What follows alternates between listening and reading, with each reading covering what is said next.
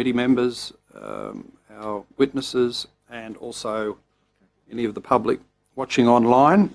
Before I commence, it's the custom of this Parliament to acknowledge the traditional inhabitants of this land, the Gadigal people of Aurora Nation, and I do that with all due respect, as well as acknowledging other important contributors to the history of this site. Those who constructed the Parliament House building, very often working in a dangerous industry, and the parliamentary staff over many decades who supported MPs and made our work and representative role possible. We acknowledge and thank them all. Today we'll be hearing from a number of witnesses, including representatives of the New South Wales Teachers Federation and the Independent Education Union of Australia. The committee will also hear from a number of academics from a range of universities, including Monash, Newcastle, New South Wales and Sydney, and also the Australian Catholic University. While we have many witnesses with us in person, some will be appearing via video conference today. I thank everyone for making the time to give evidence to this important inquiry. Before we commence, I'd make the standard brief comments about the procedures. We're being broadcast live on the parliamentary website. A transcript will be available and placed on that website when it becomes available. In accordance with the broadcasting guidelines, media representatives are reminded to take responsibility for what they publish about the proceedings. While privilege applies to witnesses giving evidence today, it does not apply to what witnesses say outside of their evidence at this hearing. So you need to be careful in that regard. Committee hearings are not intended to provide a forum for people to make adverse reflections about others under the protection of parliamentary privilege. In that regard, it's important that witnesses focus on the issues raised by the inquiry and avoid naming individuals unnecessarily. All witnesses have a right to procedural fairness according to the resolution of our House in 2018. Also, witnesses should be aware that if they can't answer a question, they're able to take it on notice, and written answers on notice are to be provided within 21 days. If witnesses wish to hand up documents, they should do so through the committee staff, or for those witnesses appearing via WebEx by emailing them to our Secretariat. In terms of the audibility of the hearing today, I remind both committee members and witnesses to speak into the microphone. For witnesses appearing remotely, please ensure your mics are muted when you're not speaking. As we have a number of witnesses in person and via video conference, it may be helpful to identify who questions are directed to and who is speaking. For those with hearing difficulties who are present in the room today, please note that the room is fitted with induction loops compatible with hearing aid systems that have telecoil receivers. Finally, could everyone turn their mobile phones to silent for the duration of the hearing? I would now welcome our first witnesses from the New South Wales Teachers Federation, Angelo Gavrilatos and also Henry Rajendra. And I would ask you, if you could please, to state your name, position, title, and swear either the oath or affirmation that's in front of you. Thanks, Angelo.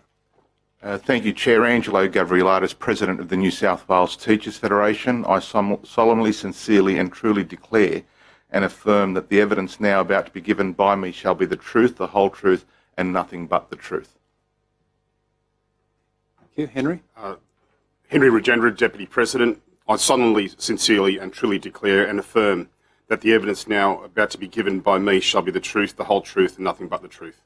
Thank you. And it's available to you to make a short statement. I thank you for your submission, which is very comprehensive and outstanding in the sense of making good use of the notice paper and the other forms of the upper house. So in reading it, I certainly found it to be an encyclopedia of data and information that was very useful. On top of that, you can, if you wish, make a short statement to open proceedings. Well, thank you very much, Chair, and I certainly wish to do so. Can I start off by acknowledging the traditional custodians of the land on which we meet and pay my respects to elders past, present and emerging. Today I represent the teaching profession, a teaching profession that is in crisis, a crisis that has been brought upon us because of 10 years of failed policies. The crisis that we experience today is the culmination of those 10 years of failed policies. There's no greater responsibility for any government than to ensure a qualified teacher in front of every classroom, every day, for every child. And if that is the measure that we are to apply to the fulfilment of that responsibility by this government, the government has failed the students of New South Wales. Thousands of students every day, as we speak, are missing out on their learning. They're being denied their learning, their right to learning. They're being denied their future. But equally importantly, and probably more importantly, probably more sobering, probably more frightening, is the fact that the crisis in which we find ourselves today is worsening and will get much worse in the absence of the government acting on the evidence that it's had before it for years into the cause of this crisis and therefore by definition the solutions required. We have a crisis. We have a government that is in absolute denial and is now moved beyond denial to attempting to conceal, to mislead the Parliament, but more importantly the parents of New South Wales with respect to the severity of the crisis, failing to respond to questions on notice due most recently last Thursday, 93 questions, to get data on the teacher shortage and its impact. Data that was sought and collected and indeed in manipulated form from schools in order to suppress the severity of the shortages, and thereafter failed to provide it to the Parliament in response to questions on notice. That is scandalous.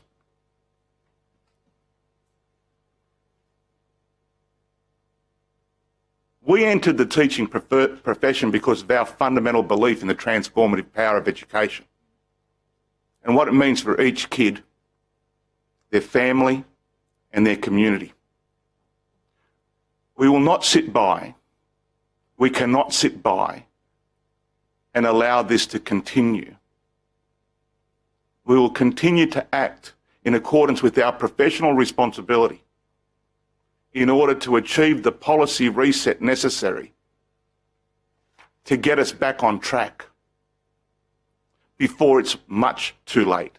Last week, in an opinion piece, the Minister, who in 2020 told us that she was losing, that the shortages were impacting on her sleep, she was losing sleep over the shortages. In February 21, it was a beat up. But last week, there was an admission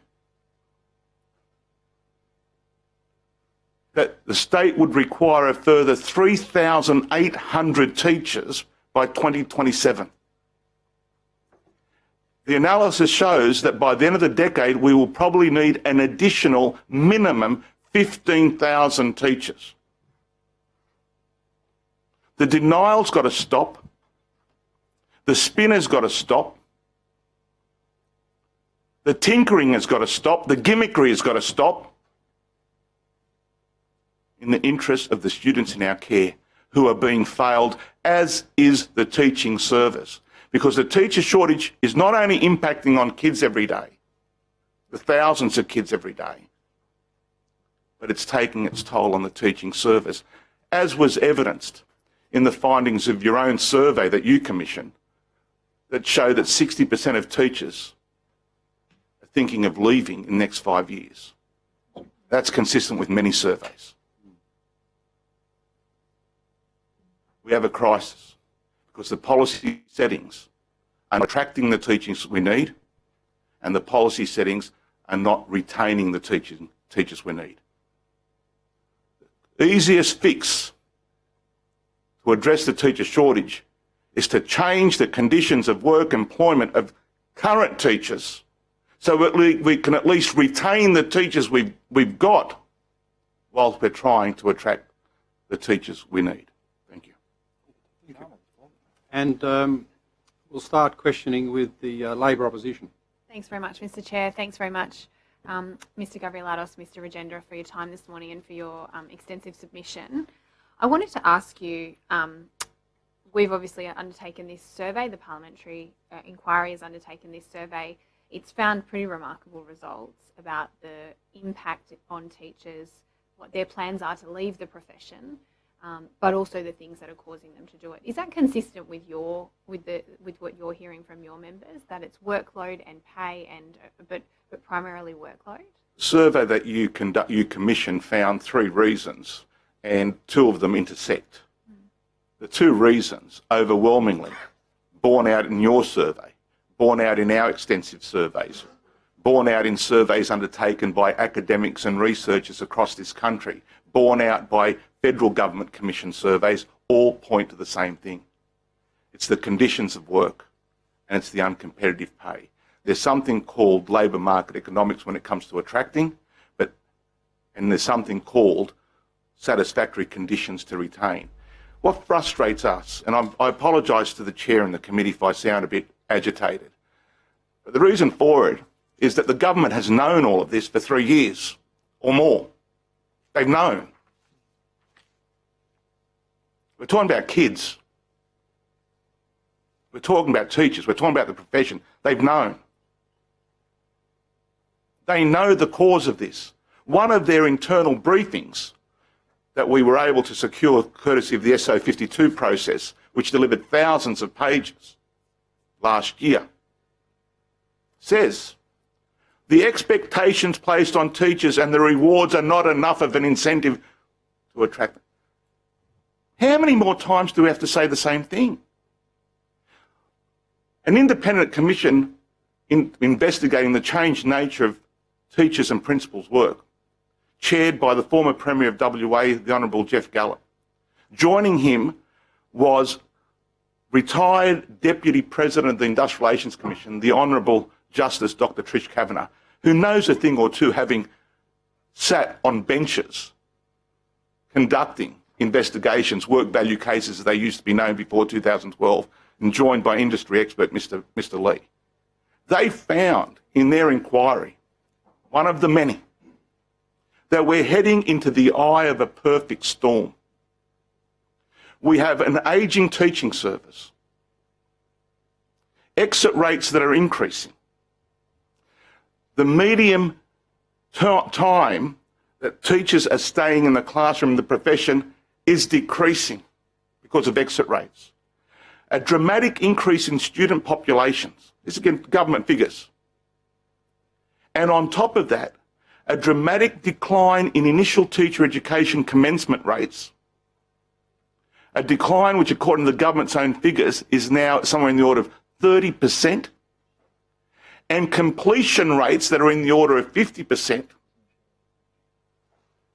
And the last number of years, it's in our submission, those completion rates have further declined in New South Wales. And the reasons for all of that, in every submission, in every inquiry, the conditions of work and the pay. And what we get is brochures, tinkering.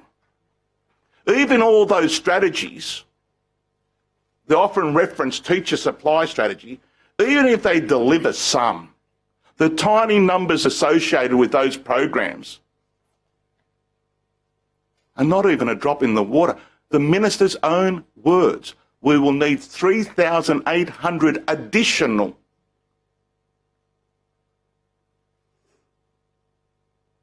I hope I answered your question. I think you more than answered my question. I've just got one more before I pass to my colleague because we've only got limited time, unfortunately, this morning. The government does have a program, though. It's called the Quality Time Program, and it's designed to reduce the workload on teachers. Now, in their mid-year update, they've just said that they're on track to deliver its target of 20% by the end of 2022. Have you got any reflections on the Quality Time Program and whether that's actually working to reduce the administrative burden on teachers? So in late last year, thanks for the question. He wrote it. Who? Can I just bring you to order, Wes? I've been sitting here and that's your 3rd or 4th smart aleck contribution to the hearing. I won't hesitate to kick you out if you continue on being juvenile and stupid in your contributions. Okay, this is a serious issue, serious witnesses, and it's not here for someone running a vaudeville show to my left. I call you to order for the first time. Okay, Mr. Gavrielatos, the quality time program, your reflections on that. Yes, the government, again, this is where the spin comes into play. Understand the government is now saying they're on track. On track, says one document obtained through AGIPA. On track to meet the quality time targets for reduction in low-value activities. See, the research shows that in addition to teaching, teachers and principals have got a second job. It's called administration, one that they signed up for and one that they don't want to do. That has been growing and growing, becoming more and more cumbersome. But we're on track.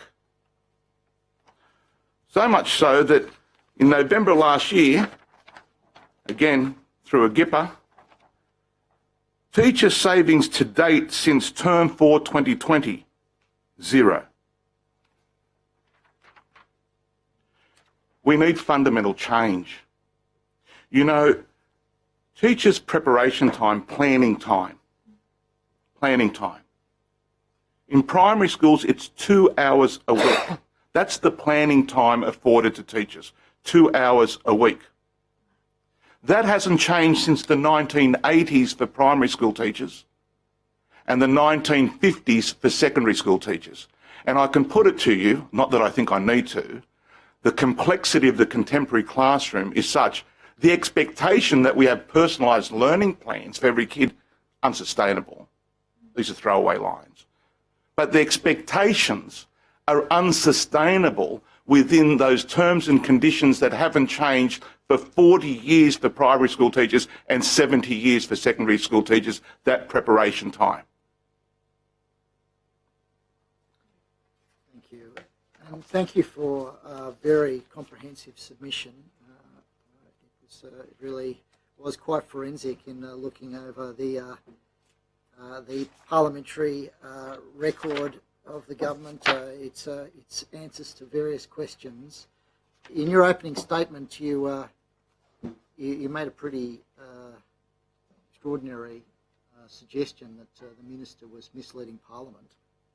I wonder, and you suggested that the department had actually gathered the data already. So the question was put on notice around the issue of collapsed classes. And your evidence today is that the department had actually gathered that data, so they were in a position to answer the question honestly and directly. That's correct, is it? That is correct. There were 93, I believe, questions on notice in the Legislative Council on or about the 7th of July. Those were to be returned and be tabled last Thursday. The government, through its department, sought to collect that data, having contacted all the schools named in those questions on notice. The schools were contacted in the first week of term 3. And indeed, after having been initially contacted, schools were contacted again. And this is where the government and its department sought to manipulate the data and suppress it by offering an Orwellian definition of what is minimal supervision. For under the definition offered, if there were 3 classes minimally supervised in a playground or in a school hall or in the library, that would count as 1. That's a suppression, a deliberate manipulation and suppression of the data. And for mine, as a layperson who's not familiar with parliamentary processes, that would mislead Parliament.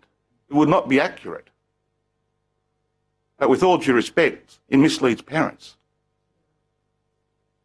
So the data was actually collected. And the data, that manipulated data, was thereafter not tabled in Parliament. Instead, the answer was, the data requested is not centrally held by the department. Well, it is, because you extracted it from schools and you're holding it. This is extraordinary. Thousands and thousands of kids every day are being denied. High school kids, year 12 kids are in libraries. The shortage is real. The data that was provided in June, the vacancies as of 10 June, 1,657. That's a 67% increase on vacancies compared to the same time last year. Their own internal briefings, the SO52s, show that by 2025, the supply gap, also known as shortages, is going to be 2,425. When we're going to need 2 years later an extra 3,800. This is monumental policy failure that has brought us to this. You know, it's astounding. It's astounding. This stuff is personal for us. This is about our kids, our neighbours' kids, your kids. So you've got an inquiry into the teacher shortage. And your question goes to that. I looked over the submission from the department, 113 pages. 113 pages, a submission to an inquiry into teacher shortage. The word shortage is mentioned twice in 113 pages in the body of a submission to an inquiry on teacher shortage. Twice, in the body. It's in footnotes as well. Thanks, Angelo. Could I just say, to help the committee, just maybe try and keep your answers a little bit. I'm sorry. What I know, look, it's good to be passionate, of course, but we have a lot of material to get through. My apologies. Boyd. Thank you, Chair. And thank you to both of you for your attendance and for your submission. And I hear the frustration in your voice, and I can completely understand. The government is claiming that broadly that this is some sort of a politicization or a campaign by the unions just to get more pay, etc. But I know that when I speak to parents, I am a parent. When I speak to other parents, when I speak to teachers, there is not one person telling me that they think that teachers are getting a fair go.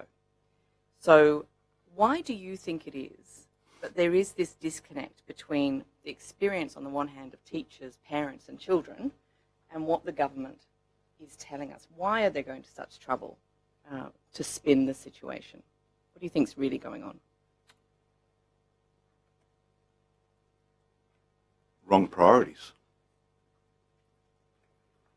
Wrong priorities. What do you mean by that? Well, as I said, there's no greater responsibility for a government than to ensure a qualified teacher in front of every single classroom every single day. The priorities are wrong. To deliver on that promise for students, responsibility, you need a healthy supply of teachers. Government policies has brought us to this unprecedented shortage. Unprecedented shortage that is getting worse. You know, for all the attempts by the government and its department to conceal the severity of this, the game's over for them. Because those thousands of kids are going home every afternoon to their parents, telling them how many lessons they've missed out on, and that their class was split, and the class was disrupted because they had to put another 5 or 10 kids in the classroom. And of course, we then get, because of those wrong priorities, you go into overdrive in terms of denial, spin, gimmickry marketing, including even new definitions. Apparently, minimal supervision or merged classes do not mean students miss out on learning. It's in some of the questions I notice. How much worse is it for children and schools in more regional and remote areas? So let's be clear. Teacher shortages impact first and most acutely in disadvantaged regional, rural, remote New South Wales. But the depth of this shortage, which is something that we've not seen and witnessed before, and some of it's been around a long time, is such that the shortages are being felt from Balgowlah to Broken Hill. There are schools in what we would classify as not so difficult to staff that have vacancies and are splitting classes every single day. In the negotiations I understand we had recently with the Minister in relation to the suspensions and expulsions policy, was there any consideration given by the Minister and the Department about guess, a strategy to increase the number of teachers in order to provide teachers with the resources they need to more appropriately supervise children with disability? I'll answer it through the frame of the terms of reference of this inquiry. The teacher shortage is impacting kids in terms of their learning, in terms of their well-being, and is resulting in the emergence of even more challenging behaviours because of the loss of routine, for a better word, and certainty in terms of the operations of schools. So it impacts. It impacts. Thank you. Thanks. Could I just drill into this question of administrative workload? The best school I've visited among many dozens in New South Wales is Marsden Road Public School in Liverpool, where coincidentally my mother was a school cleaner for many decades, so I sort of knew the buildings quite well, but was delighted to see the discipline that's applied there and also the results. They run a 2-week boot camp at the beginning of the year to make sure the students know exactly what's required of them to maximise learning time and minimise the time teachers telling them what to do. You know, sit up straight, pay attention, get your stuff out. So it's a school where there's an emphasis on discipline and a very orderly learning environment. And in earlier evidence to our first inquiry in this term of Parliament, the principal, Manisha Gazula, said she doesn't have an administrative burden that's excessive, mainly for the reason she doesn't have a long line of students outside her office door getting ready to be suspended or disciplined in some other way. Contrast that with the worst school I visited 2 weeks ago, Walgett Community College, 150 enrolled, 100 missing that day, so I assume a big burden in truancy reports and trying to find out where 2/3 of the student population were that day. Violence, you know of that. The class we sat in on, the teacher there features in a video where he's more like a boxing referee, the police call-outs. You know the issues at Walgett because your members in some numbers have said they would refuse to teach there given the level of violence. So I'd imagine the principal at Walgett has got a huge administrative burden dealing with all of that. So doesn't that go to how we run our schools and how the leadership produces an orderly learning environment to help the students learn, but by extension also minimise the amount of paperwork that the school leadership undertakes?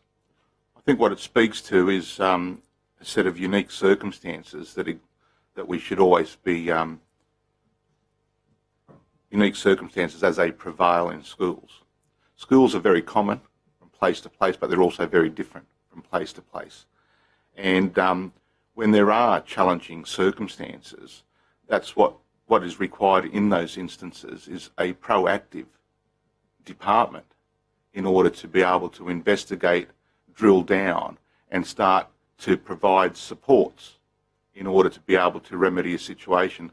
Regrettably, some situations can't be remedied overnight, but with a lot of support and appropriate support with specialists in the area that in need of support, you can turn schools around. This goes back to 2012 when the specialist arm of the department, the non-school-based teaching service, was gutted. So you had specialists in student welfare, specialists in curriculum, specialists in all fields. That's gone. What about discipline? Are those schools so different? Marsden Road has a heavy population of refugee families that have come there. North Liverpool's hardly survives. Low socio-economic. Parents who value education send their kids. I'd imagine their attendance rate is a lot higher than a third. So discipline makes a hell of a difference, doesn't it, for the administrative burden in running a school? Oh, there's no doubt that student behaviour, discipline-related matters can impact because of the form-filling requirements, etc.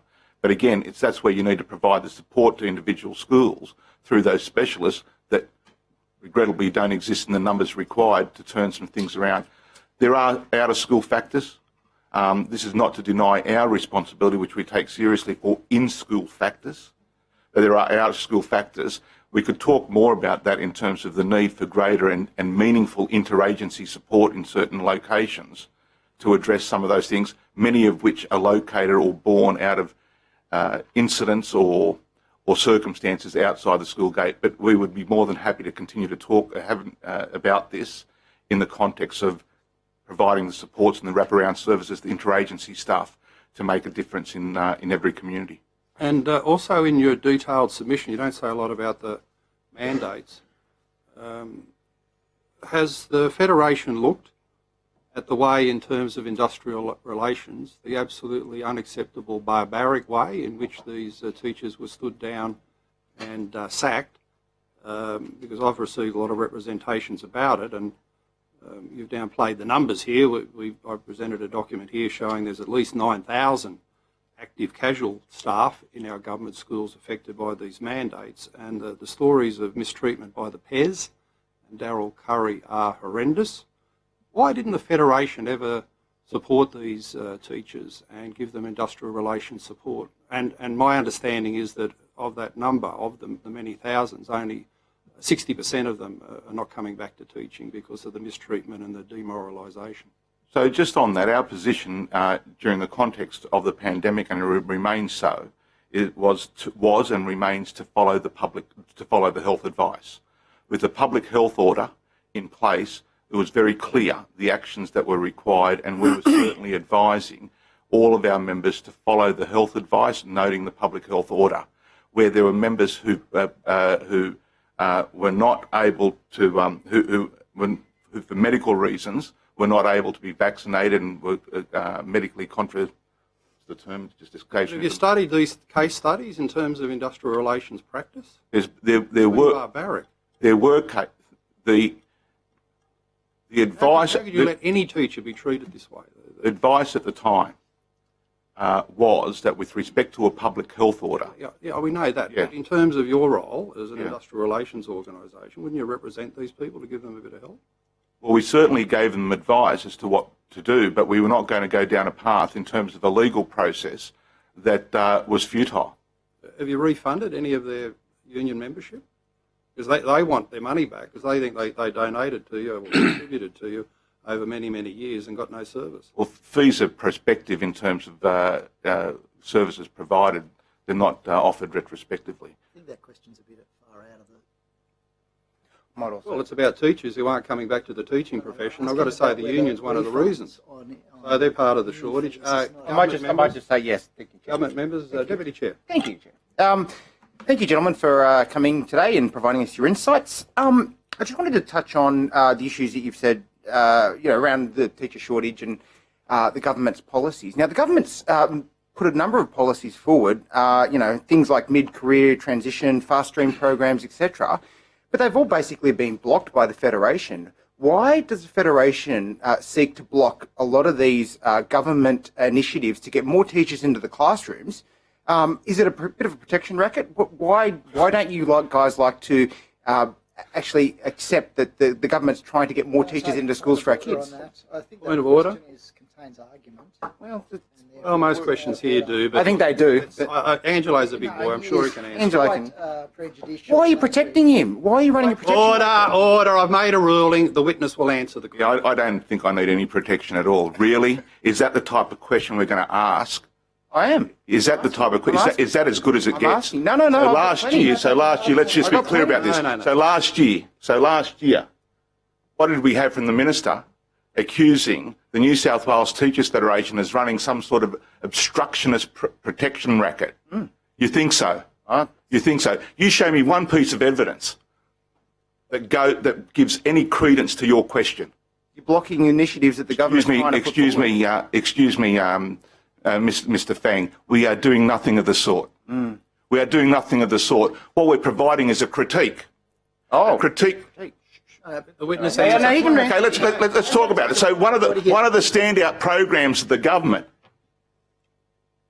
the 125 million teacher supply strategy that in 9 months delivered 0 teachers to schools, what you're promoting, 0, when we need thousands. Sorry, I lied. They did deliver one person. He resigned after 4 weeks.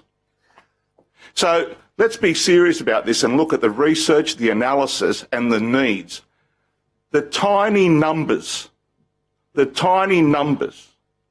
you might attract through such programs pale into insignificance with respect to the thousands and thousands and thousands we need.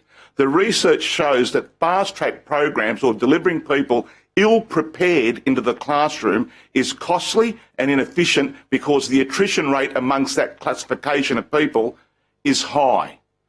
So please, if you want to have a go, at least look at the research and the analysis and what the take-up rates have been of these programs. Minuscule. Minuscule. Your minister said we needed extra over and above what's been graduated to keep up with what we got, 3,800. And in their brochure on the teacher supply strategy, the numbers that they quote are nowhere near that.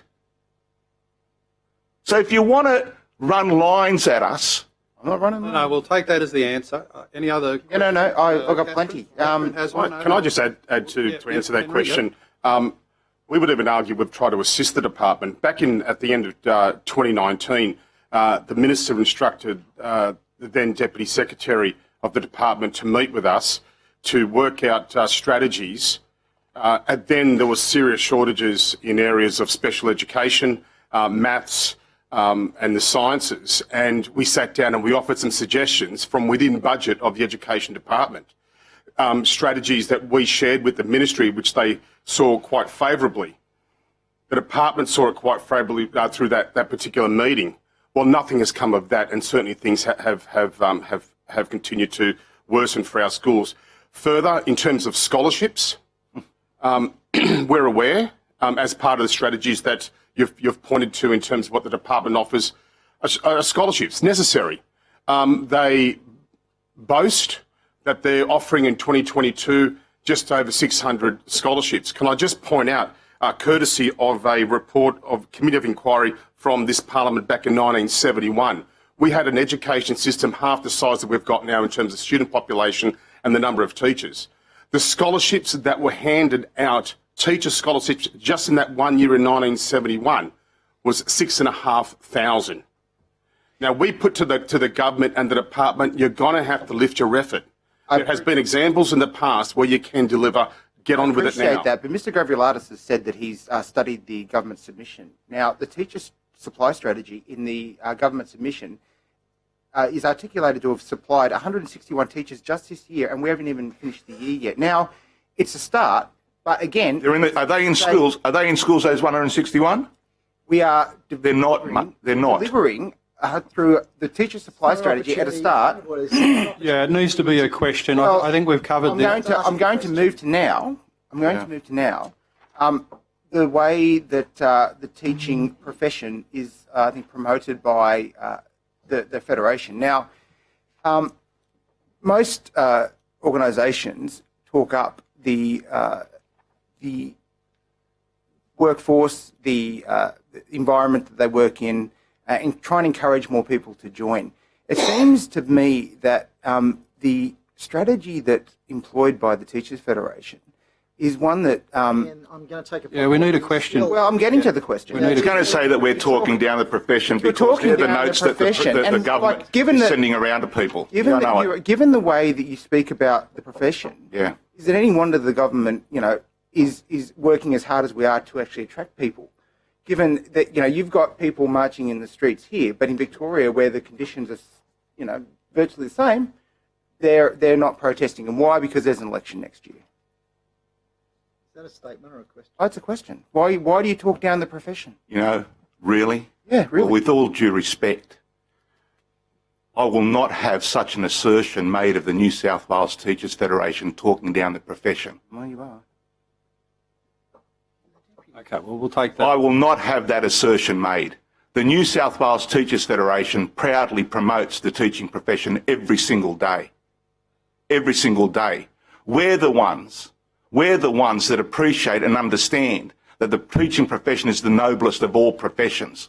We're the ones that understand and accept the responsibility that's bestowed upon us to look after the kids in our care, to provide the public service for every single kid in our care and the communities we serve. If you want to talk about talking down the profession, study the teacher bashing that has been coming out of this place for decades. By who? Is that a question? No, well, we've got to go on to Catherine. Your turn. Thank you very much. The tone of your question was teacher bashing. Oh, please. Thank you. I just wanted to ask some questions around the policy infrastructure.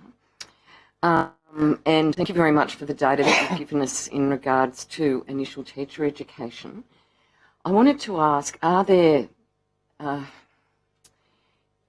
in terms of your interactions on policy development with the department, is there some kind of a committee or some kind of a forum that's not an industrial relations forum but rather a policy forum that's looking at this whole issue of teacher education, teacher numbers and modelling forward into the future?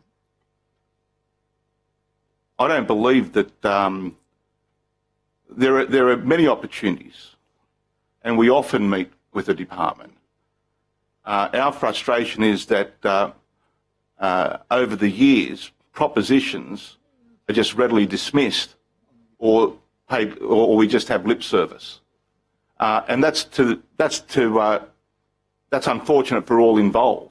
We know a thing or two or three about schools and school operations and the teaching service and the profession. We've got experience, decades of experience, more experience than all the top echelon of the department put together in education policy, including policy that relates to workforce policy and the like. It would, I believe, that would be, it would benefit the. Can I say, and I totally accept your experience and your contribution as a really key stakeholder. I'm just trying to understand the policy machinery, if it's there in fact, for monitoring enrolments in universities, for example, in teacher courses. I'm sorry, I misunderstood your question. Yeah, the workforce planning is totally inadequate. The workforce planning is so inadequate it's brought us to this situation. Can you just explain what the planning is? You'd have to ask the department to. How would you like to see it improved then? Maybe that's. I'd like to see, well, what has happened in the past. I can take you back to 2002 and 3, yes, where there was very detailed workforce planning, granular workforce planning that was able to make projections, not only in global teacher numbers, but projections in terms of subject areas and the like. And thereafter, armed with that workforce analysis, the discussions could occur with the universities and others in order to ensure the pipeline of teachers is there. That level of workforce planning has been missing. So who was doing, I'm sorry if you don't mind me asking this, but I'm just really trying to, because it's obviously changed a lot since my day, because this was published annually, all of this information. What happened to that? Well, bureaucracies were gutted to start off with. Did it go with the Ministry of Education? Is that what happened? Or? Sorry. Well, when the bureaucracies were gutted, the capacity within those bureaucracies to undertake that work diminished. What we now have are departments, and in our case, departments just that outsource one thing after another. You know, you're outsourcing the outsourced of the outsourced to. You know, it's a Congo line. You know, sort of PricewaterhouseCoopers, Boston Consulting, Deloitte's, McKinsey's, Pricewater. You know, everything is being outsourced. The capacity of the department is not what it used to be to undertake that analysis. Just to be clear, the Institute of Teachers, they're not doing that sort of work either? Institute of Teachers no longer exists. That was merged or subsumed within NESA. NESA. They're not doing that? I can't answer that question. Okay, no worries. Thank you for your answers. Okay, we're running out of time. We're notionally in free allocation of questions, but not much time for it. We'll take a couple from the opposition and they'll probably see us out. I've just got one question. Teaching was traditionally a pretty permanent job. You'd have a secure job. You could plan your life. You could buy a house. You could take some maternity or some paternity leave if you needed. Is that the case now? Again, courtesy of this government, we've seen an explosion in insecure work in the form of temporary engagements.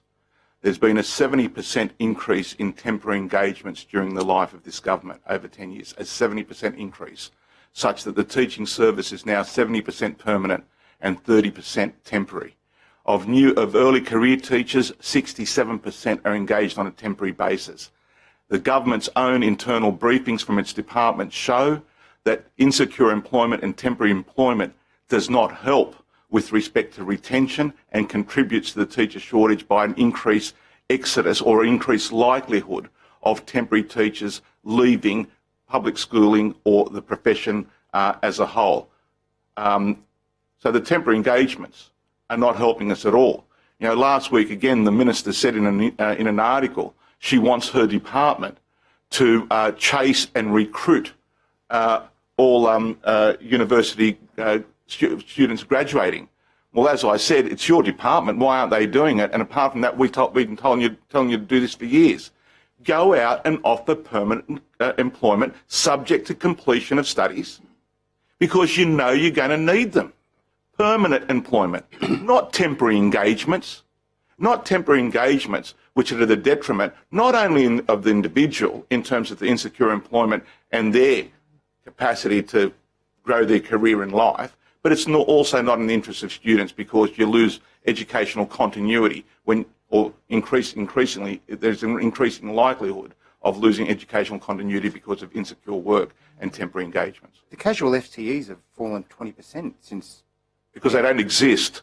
But they've fallen since 2011. Because they don't exist, because there's a shortage. No, that's not. The number of FTEs have fallen.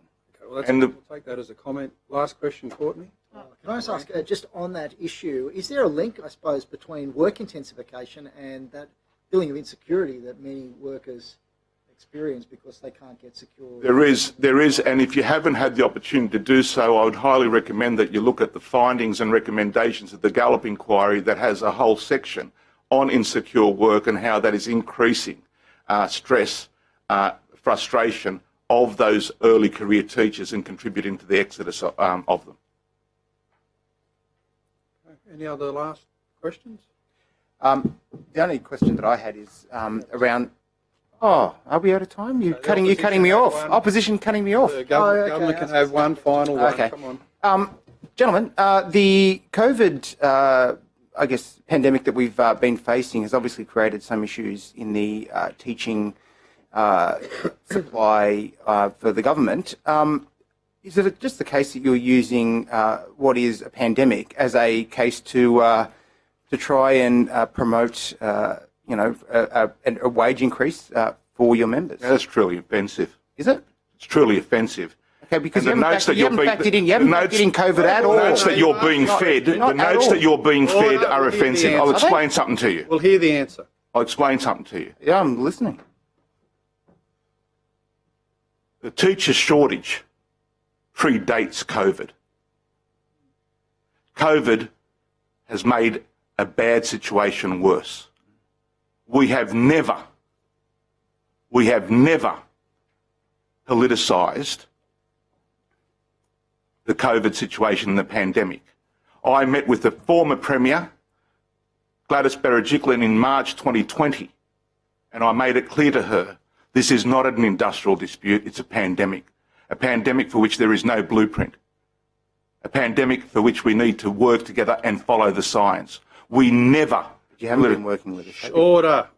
You haven't been there, mate. How would you know that? How would you know the discussions that I had with Premier Berejiklian? How would you know the discussions that I had with Premier Perrottet? How would you know the discussions that I've had with the Minister on COVID, the pandemic, where our teachers... While you were working from home, our teachers... I was out in the region. Good for you. While you were working from home, our teachers were in classrooms. Order. Listen, here. for Wes Fang, if you want witnesses to be calm, you shouldn't interject on them and provoke an argument. The witness has made his points. We're out of time. I thank the two witnesses, Angelo and Henry. Thank you very much. And we look forward to using the information in your report and the information gathered here in our final report. We're happy to assist the committee if there are any further questions with respect to the we'll probably have some that come supplementary. Thank you. Thank you. Thanks very much. Okay, our next witness is Mark Northam, the Secretary of the IEU. So, Mark, if you could just take your chair. Thanks. If you could state your name, title and swear either the oath or affirmation there that should be in front of you. And thanks very much for your time and attendance today. It's a pleasure. Mark Northam, I'm the Secretary of the New South Wales ACT Independent Education Union, and I solemnly, sincerely and truly declare and affirm that the evidence now about to be given by me shall be the truth, the whole truth and nothing but the truth. Thank you very much. And it's available to you to make a short opening statement if you wanted to. Yes. Thanks for your submission, which we've read, but you can supplement that with a few words at the beginning. Yeah, and look, I'm very conscious that the experience with the teachers fed, the biggest difference with us, of course, is that we have 11 Catholic employers and a multiplicity of other employers, so a slightly different complexion. But look, that aside, schools thrive on certainty and predictability, and appropriate staffing provides those key elements that make schools really great places to work in. And what's happening in schools today, and I'm sure the committee's aware of it, is that those schools are being destabilised. And it's certainly not only Department of Education schools, and later on I can take questions and allude to just the extent and breadth of the problems around New South Wales, and in our case the ACT, but I won't drift into the ACT. But look, we cover about 32,000 members in principal teachers, support staff, early learning centres, English language services, right across New South Wales. This union has been warning about impending staff shortages for a number of years. The ageing teacher workforce, particularly the mid-career teacher attrition rates, where the effort of going in and training a teacher for 4 years, putting them in the classroom for 6 or 7 years and then they're falling out, and decreasing enrolments into initial teacher education courses. In terms of our largest employers, 11 separate Catholic employers across New South Wales, on their own estimates, they're somewhere in excess between 3,000 and 3,500 teachers by the end of this decade short, if the current state of affairs doesn't alter. So it's a significant problem in the Catholic systemic sector. Just to give you a bit of a feel for it, last year we surveyed all Catholic systemic schools and right across it, and the number of problems was huge. But I think one of the key problems, and we ran a case in Fair Work about this in recent times, it's undisputed that teachers' work has increased in complexity in recent decades. I won't revisit RFF being the same 2 hours since the mid-80s, and secondary schools being run on essentially the same model since the late 1950s. We took the case to the Fair Work Commission. We took it to those teachers working in early childhood, but the full bench concluded that there'd been a substantial change in the nature of work of teachers and the level of their skills and responsibilities since 1996. And given that, I think that's why we're in the situation where we are now. But the union really appreciates the work of this committee, and we're hoping that the union can be more closely involved in seeking solutions. And you've read these and heard these, so I'm not going to labour them, but we've got lots of teachers out there standing between classrooms, supervising more classes at once. There seems to be a pattern emerging again of supervision being something that can embrace up to 3 classes. So Cogrammarist earlier this week, 180 year 8 or 9 students, I can't remember which year, with 2 teachers. We've got schools, reporting significant problems. When you've got 180 students with 2 teachers, that's not education. At best, it might be safe supervision. The splitting of primary classes. Someone arrives at your door with another 6 or 8 students to push in because there's nowhere else to put them. Putting the students in the school hall or the playground, and you can imagine the impact that has on school leadership because someone has to be with those students.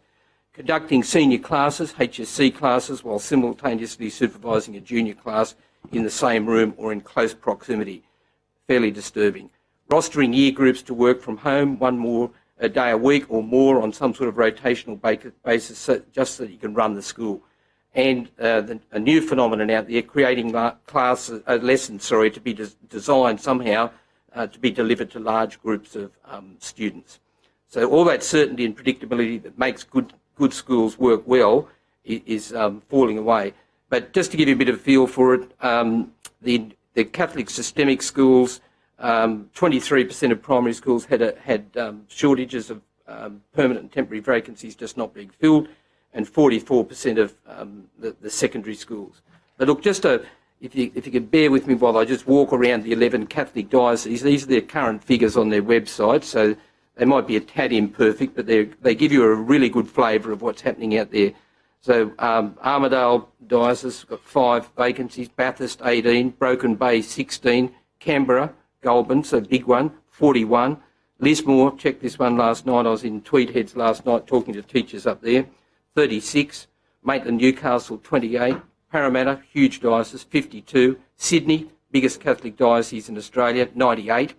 Wagga, 17. Wilkenya Forbes 6, and Wollongong somewhere in the low 20s. It is a widespread problem, it's a real problem, and more importantly than that, it's not a union beat-up. COVID has certainly wrapped its tentacles around the way that schools operate and brought additional hardships, but this problem was emerging, as you know, well before COVID hit. And the interesting thing is, if you're looking for an English teacher on the North Shore at North Sydney, it's hardly a remote part of New South Wales. So the problems are right across. Previous times when I started teaching, staffing problems generally existed on the western side of the Great Dividing Range, and now they're everywhere. Look, as mentioned in the last, with the Teachers Fed, it's very difficult to get comprehensive data regarding the teacher workforce. It's not easy. It seems to work from teachers responding to surveys if they feel they're so inclined. The Australian teacher workforce data, for example, but only 7,000 odd teachers responded to it. It's concerning, and I think the question was raised earlier, it is concerning that the workforce data is not as accurate as what it should be. But what it does tell us, the AITSL data, is 12% of teachers in New South Wales are over 60 years of age, 37% are over 50, and 32% of teachers they indicated they intend to leave the profession. And more significantly, 28% of teachers indicated they would leave within 1 to 4 years. Just a couple more points and I'll conclude my opening statement. The IU contends that the current staffing situation is one of retention. They're getting there, but they're not staying, largely exacerbated by unmanageable workload and poor salary outcomes over long periods of time. And just finishing off on these few points, happy to take questions. Increased administrative burdens, an increase in students with learning difficulties or challenging behaviours, a never-ending churn of education initiatives, often without any or adequate consultation and coming in on top of existing initiatives, the constant churn around curriculums, aggressive parental contact and demands, and principals and teachers facing increasing pressure to assist students and family well-being as the first and often only support as other agencies are swamped. So some opening comments, and happy to take questions, and I would welcome the opportunity later just to do a bit of a run around New South Wales just to give you a bit of a feel what shortages are like in individual schools this week. Thank you very much. The Labor opposition, please. Thanks very much, Mr. Chair. And look, Mr. Northam, thanks very much for your opening statement, for your submission, but for your ongoing engagement with this committee. We've always found your work and the work of the IEU very informative for us, so thank you so much. I wanted to ask you just one question before I pass to my colleague, because we've only got limited time this morning, but the government, you may have seen on the weekend, made an announcement saying that they were going to launch an advertising campaign to try and essentially poach or encourage teachers to teach in the public system instead of in the independent or the Catholic system. But really what you're telling us is this teacher shortage isn't just in the public system, it's happening right across the board. This is something that the whole sector is.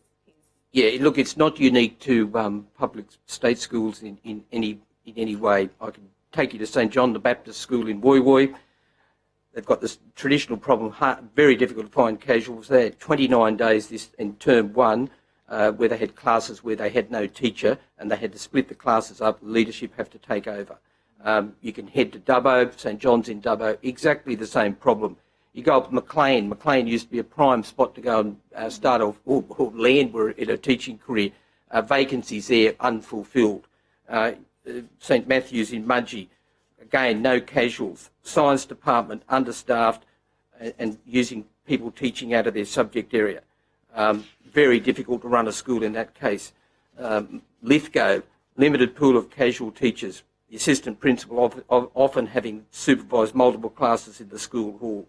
It goes on and on. So it's certainly not restricted, and I think there's a bit of a cargo cult mentality evolving, that there's some sort of vehicle, a train, perhaps a large train, travelling around New South Wales, and it's full of teachers, and if you could get it to stop in your school or in your town, everything would be resolved. The train's empty. There's nobody on board the train. You might be able to stop it, but there's no passengers. Thanks very much, Mr. Northam. And look, and can I just invite you, if we don't get to the shortages that you wanted to talk about today, if you could provide them on notice, I think that would be really helpful for the committee. Thanks very much. Thanks. Thank you, Mr. Northam, for your appearance on the submission. Again, an excellent submission from the IEU. Look, I wanted to ask about workforce planning in the Catholic system. To what extent is there effective workforce planning?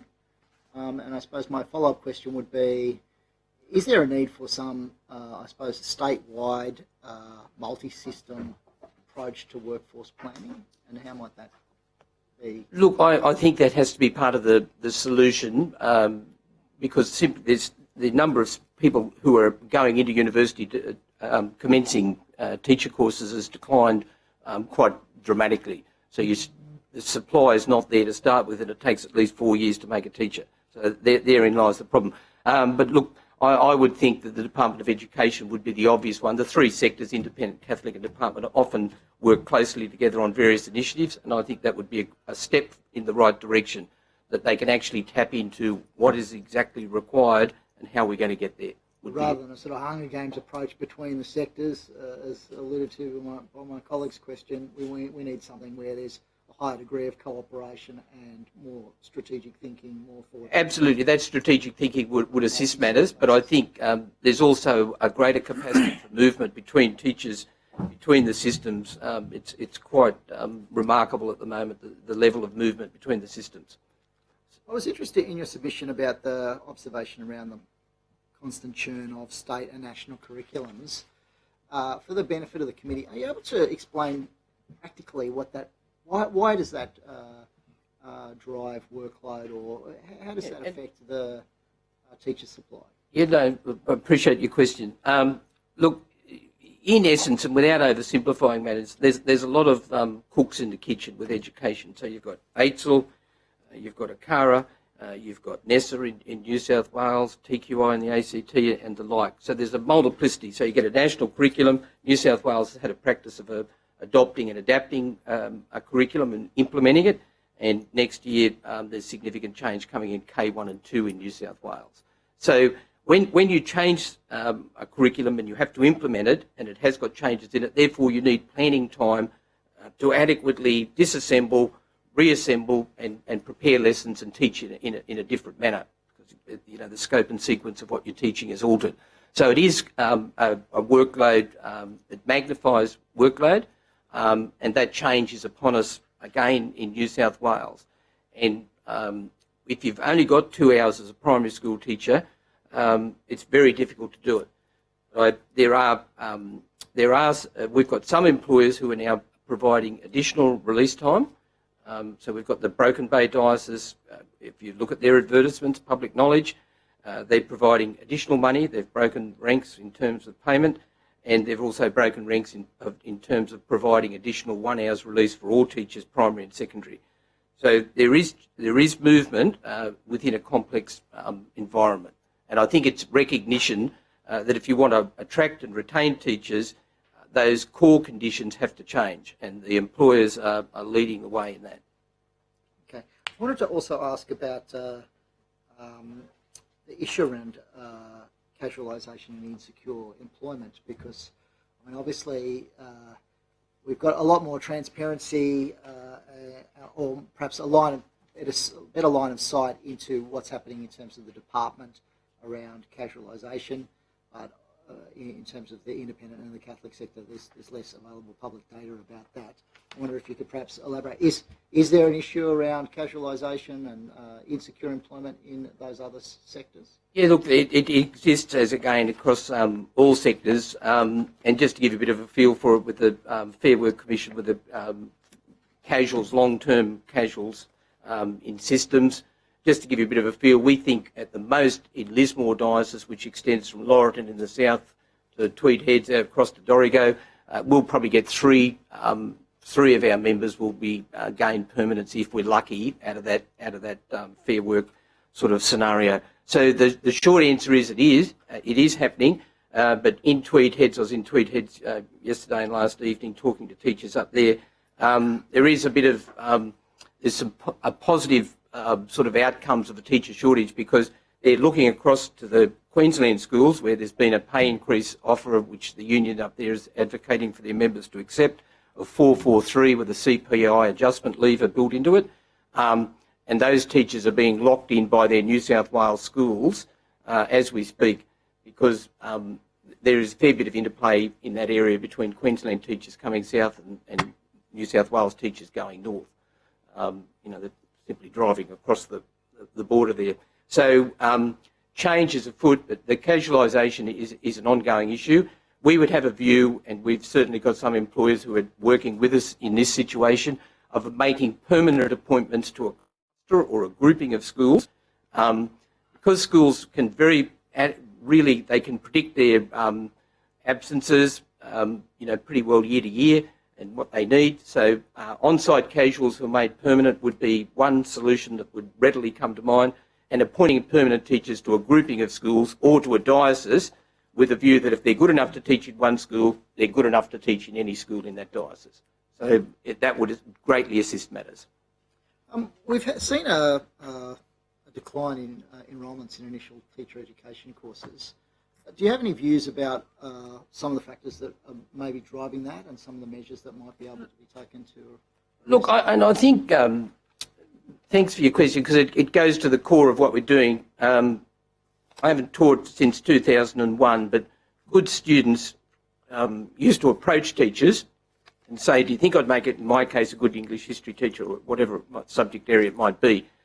Those conversations, I haven't got any data around to support it, they are not occurring now. So somehow we've got to turn the perception of teachers around in the community and have those really valuable conversations in the classroom or after class or in the yard, wherever they might be, encouraging those good students who you believe would make great teachers to go into training, because they're simply not entering it. And I think there's some work there to be done as to making it more attractive. Are there course cost issues associated with that? Could that be remedied by? I think that would be, whilst it's not a state lever, a federal lever, I think it would be fantastic. If the maths and science, it's about $70,000 for a HEX fees. Bachelor of Arts is around $100,000 or $110,000. There's a lever there that could be pulled to simply make it easier for students to consider teaching and not be as financially burdened. So that would be something that could work as well. Are there any measures that, in terms of in-school approaches, that might make the process of initial teacher education smoother, or? Look, there are, and I think one of them is a critical one. And towards the end of our submission, we did make reference to it. But one of the things, if you've got a need to have lots of students to come to schools as prac students or interns, whatever they're described as, you need those people to be supported, cared for, given the wisdom of the people that are already in the school, and they're happy to do it. Currently, excuse me, there's let's grab a drink. There's very little time release supplied to teachers who take on prac students.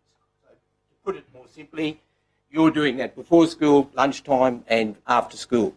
Now, it'd probably stagger this committee to know that the sum of money, it's federal government money, so it's not money that is provided by students in any way, shape or form, is $34 a day.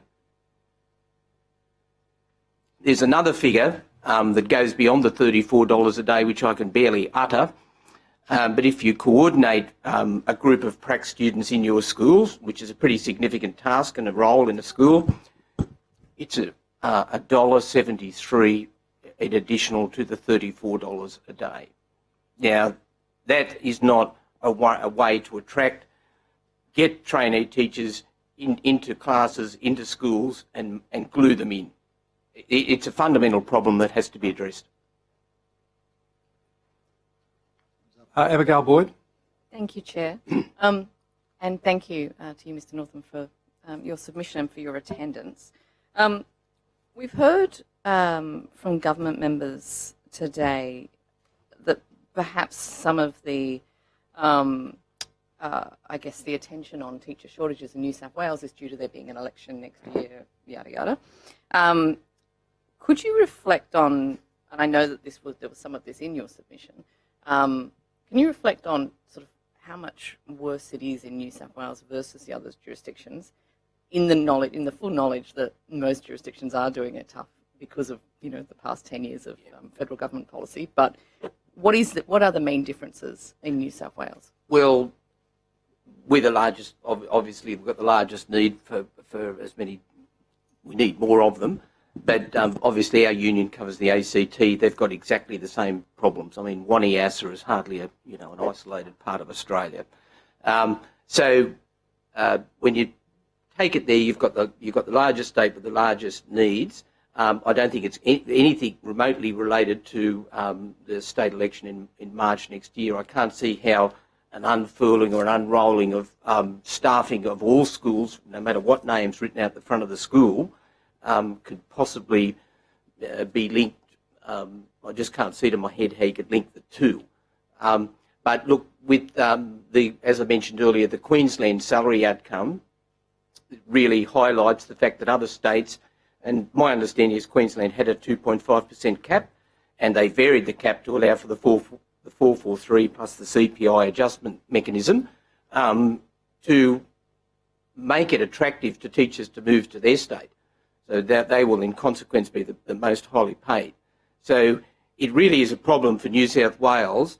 I'm not suggesting there's going to be busloads of teachers exiting the state or anything like that, but certainly in that top portion from Lismore up, people would be giving some serious consideration to it.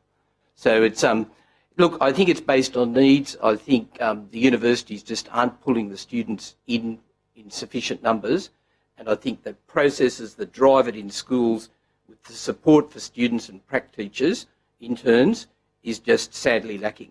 And whilst we have agreements with most Catholic systems about supporting beginning teachers, the problem we've got right now is that they need blocks of time to learn how to teach, and that time is simply not available because there's no casuals to do it. Independent schools, it's a very complex and varied experience, but I would argue that you should mandate release time for beginning teachers, put it in their schedule, in their workload, in their timetable, and let them learn and let them stay and not fall off the edge after 6 to 7 years, which is happening now. And in terms of, I guess, the levels of experience of different teachers within the profession, are we looking at there being particular shortfalls in sort of particular levels of expertise, I guess? Is there, ideally, I presume you would want a profession that has a degree of different experience levels within it, even if we were, for example, to remove or to drastically reduce the university costs for people studying teaching. Is that going to be sufficient, getting a whole bunch of new people in, or do we also need to focus on retaining the more experienced teachers that we have? Look, we argue in our paper that retention is a critical factor, because whilst you can bring people in, and the committee is probably aware that today interns in their final year in New South Wales are being paid by independent schools, Catholic schools and department schools. That's a first, never happened, obviously. They would have to finish their university course before they would sort of do it. But for example, technology teachers think, wood, plastic, metals, that sort of area, they're in short supply. So, the Armidale Diocese has enormous trouble getting them. Newcastle Catholic Diocese had 10 vacancies last year. They're drifting back into the trades and into other areas that they may have come out of. So I think your question, you do need to retain those people, so you've got a good, experienced, solid group of teachers in there, and then bring others in. But I think when you're bringing them in, you've got to be very careful. But the point we make towards the end of our submission is really, we would think is a way to do it as well, is to really look after these students who are in schools right now. Because if they're not supported, they're not cared for and they're not nourished, they will soon fall off the edge as well. Mark, could I just take you to your submission at the bottom of page 5, quoting these research findings from Dr. Nicole Mockler Yes. from Sydney University. And the first point that's made is that we are fixated on teacher quality with respect to education, with an inference.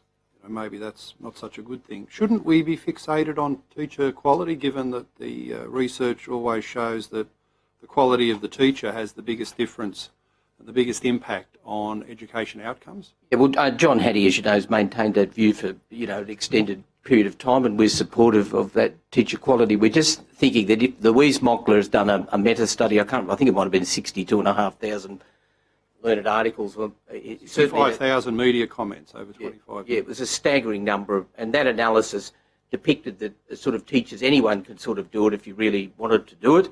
And secondly, that was reinforcing in the community that teaching was comparatively easy and great conditions and great money, but they're always complaining. But we're not veering away from the teacher quality debate. I think the point we were making was that that teacher quality argument sort of, if you're always looking in on the profession and you're always questioning the professionalism and it's sort of coming from a deficit viewpoint, that it's feeding into that view that teaching's as a career is down here, and it shouldn't be. It is a great job, and our members at the moment, I think their professionalism is to the fore. And by saying that, I mean that schools have got a tremendous capacity to keep operational in really tough times, and they take an enormous amount of professional pride in making that school work for the day. Yeah, the third dot point is about teacher bashing, but isn't teaching like any other profession where there are some outstanding people, great teachers, great schools? I mentioned one earlier on. I visited 2 others last week at Fairvale and Cabramatta. There's some people who very clearly shouldn't be teachers. They're just not up to it. You can see from their classroom practice and their capacity and their ability that, like any other profession, there's a cohort who should go do something else. And isn't it in the interests of the education system to have very high expectations about the quality of teachers from the top to the bottom? Well, I would hope that in any, as you would hope that in any profession, that you would have procedures and policies that deal with situations where you believe, whether it's a doctor, nurse, lawyer, dentist, etc., teachers, that there are processes in there to hold people to account. Now, I would think I visit schools regularly as well, and they are great places to visit, and there's great things going on inside those schools. But to suggest that our members are sort of somehow deficient, I think also feeds into that sort of teacher bashing sort of mentality that it's okay to put the stick around this profession. I don't know that we see the stick being put around as many professions as you do around teachers. So. You mentioned health and legal here. I mean, judicial officers cop a fair spray in the public arena. A lot of health professionals have copped it in the COVID vaccination period. Why should teaching be sacred? Well, I'm not sure that it is sacred. There's a myth that teachers aren't,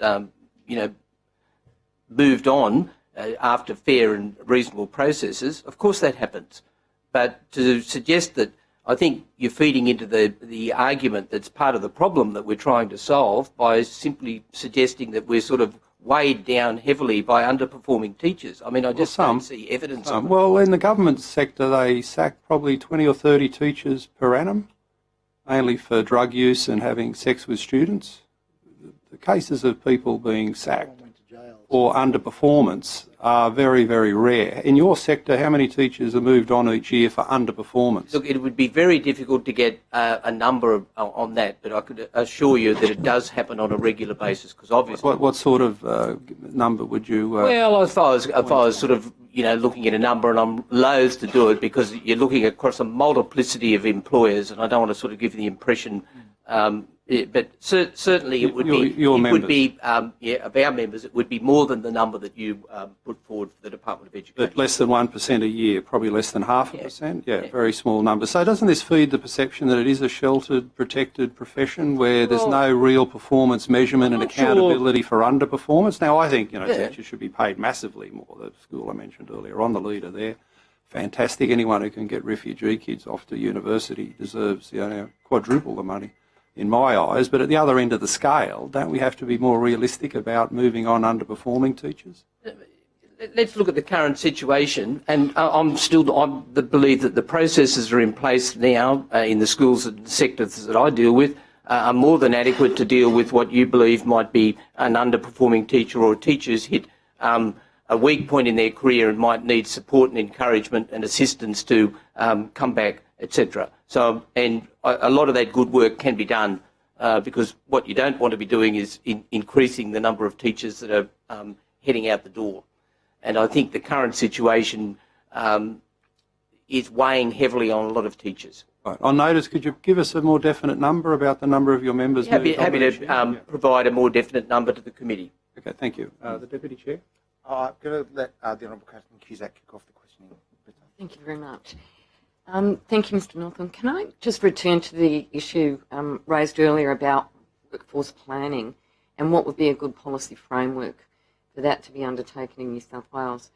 Until this inquiry, I wasn't aware that what we had in place earlier has been apparently dismantled.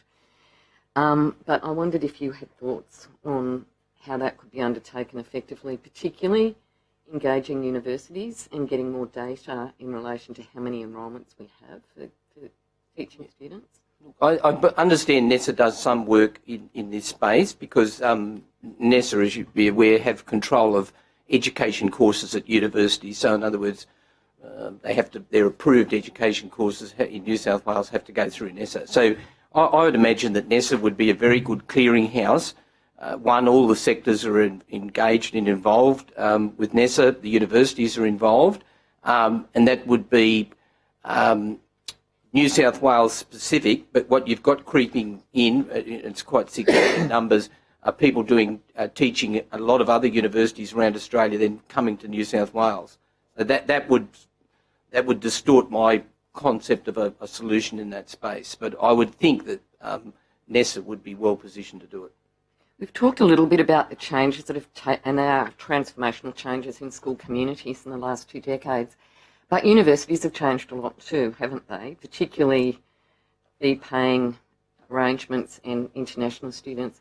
Are our universities sufficiently fulfilling their duty to education as lead education organisations? And I'm specifically talking about affordable, good quality teacher education that appeals to young people to participate in that sort of learning.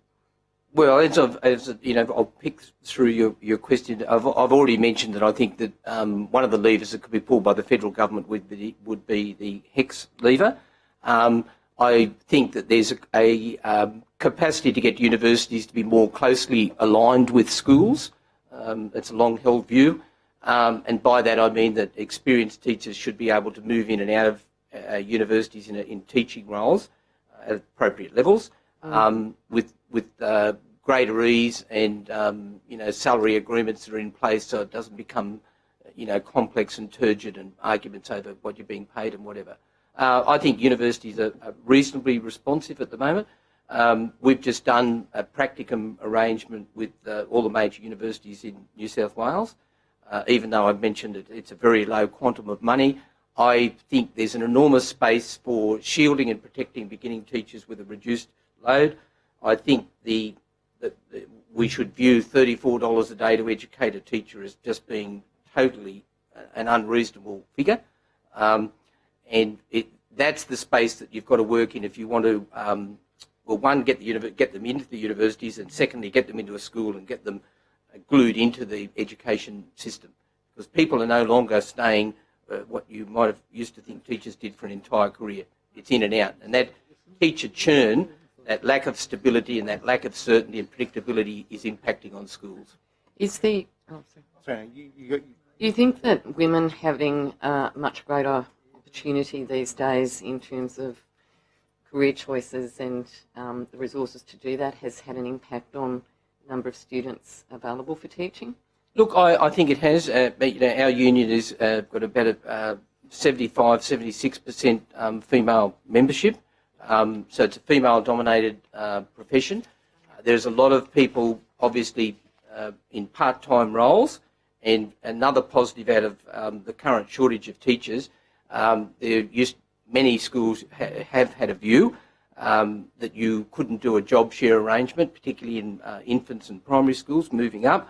I can assure you that view is rapidly changing in the current climate. All of a sudden, job shares are seen to be a reasonable way forward in many schools. I would, if you don't mind me just following that up quickly, I'm astounded by the figures from the Australian Institute for Teaching and School Leadership, which is showing that 60% of teachers under the age of 30 who are in casual arrangements are doing that because they were unable to obtain full-time employment or secure employment. Yeah. That seems like bizarre in the context of the problem that this committee is trying to... It is a staggering figure, and that's another big picture, one that has to be remedied. These are people that find it hard to go. Obviously, you're not going to get a home loan. You might get a car loan, but your capacity to participate in society once you've only appointed to a temporary position, everything just falls away from that status. Can I just to clarify that the answers that were given range from personal circumstances, professional circumstances, and other reasons. 60% I'm referring to simply saying I was unable to secure a contract or permanent position. And the problem appears more pronounced in government schools than non-government schools. And I'm just trying to understand what on earth is that about in 2021 when we've already got a massive shortage of teachers in the system. Yeah. Look, my knowledge of how the state schools employ is reasonably sort of limited. Okay. But my comments are probably more applicable to the Catholic systemic sector. Sure. Why can't these kids get...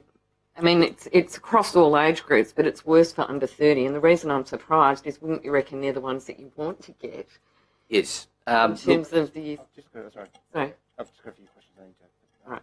Sorry, we'll go to my colleague, Wes Fang.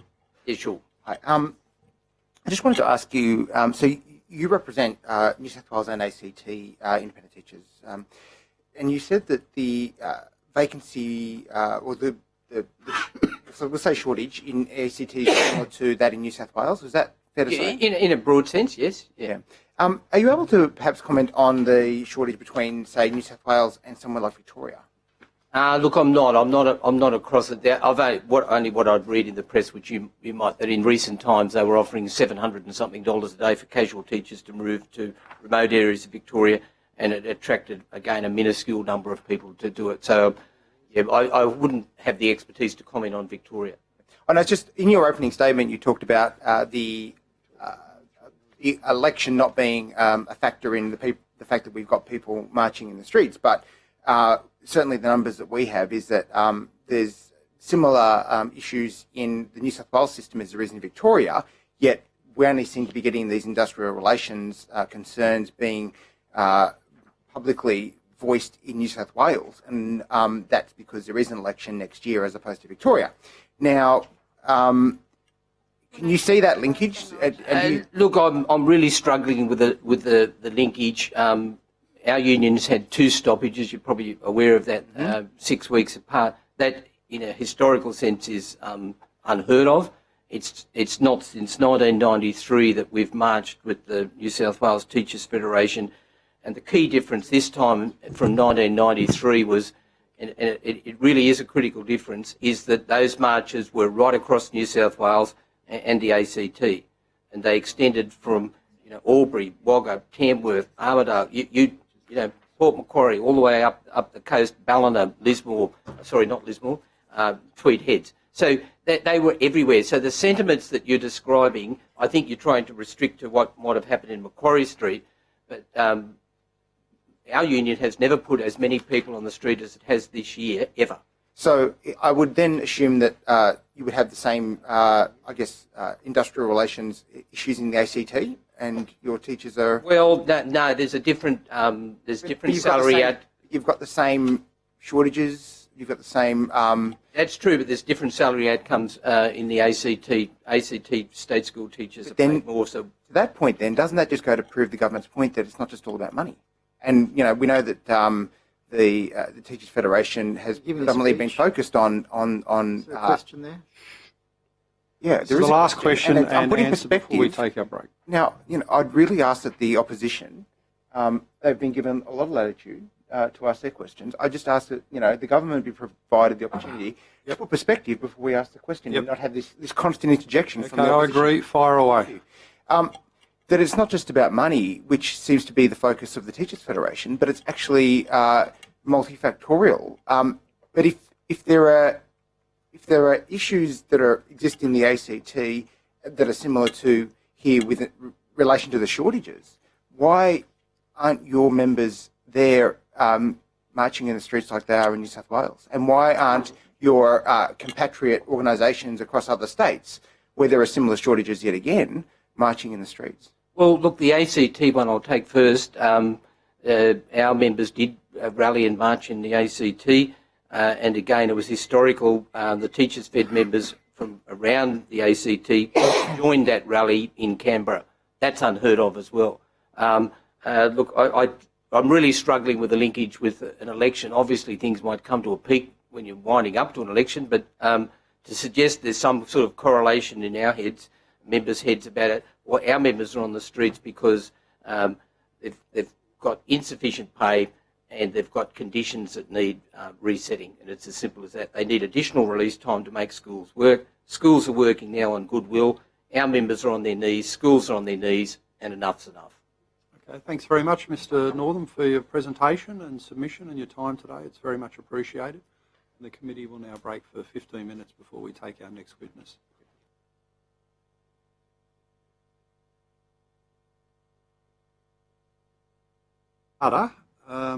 We're resuming the committee hearings now, and we would just need to thank you for your time, effort and attendance, and ask you to swear yourself in with your name, title, and take either the oath or the affirmation, please. It's Mark Latham here, the chair of the committee. Thanks, Mr. Latham. My name is Dr. Fiona Longmuir. I'm a lecturer in educational leadership at Monash University, and I solemnly, sincerely and truly declare and affirm that the evidence now about to be given by me shall be the truth, the whole truth and nothing but the truth. Thank you very much. And it's available to you to make a short opening statement if you would choose to. Yep, sure. Thank you. Okay, I'm representing a group of researchers who have since 2019 been working on projects to understand the perceptions that teachers have of their work in their educational settings. Our first teachers' perceptions of their work survey was conducted in 2019, so prior to the COVID disruptions. We had over 2,400 teachers from around Australia respond, including 658 from New South Wales. This research has been published and findings are widely available. We've just completed data collection from a second round of this survey, and we've had over 5,500 responses from teachers, including over 1,100 from New South Wales. This research has not yet been published, but we have been able to share some provisional insights in our submission to the inquiry.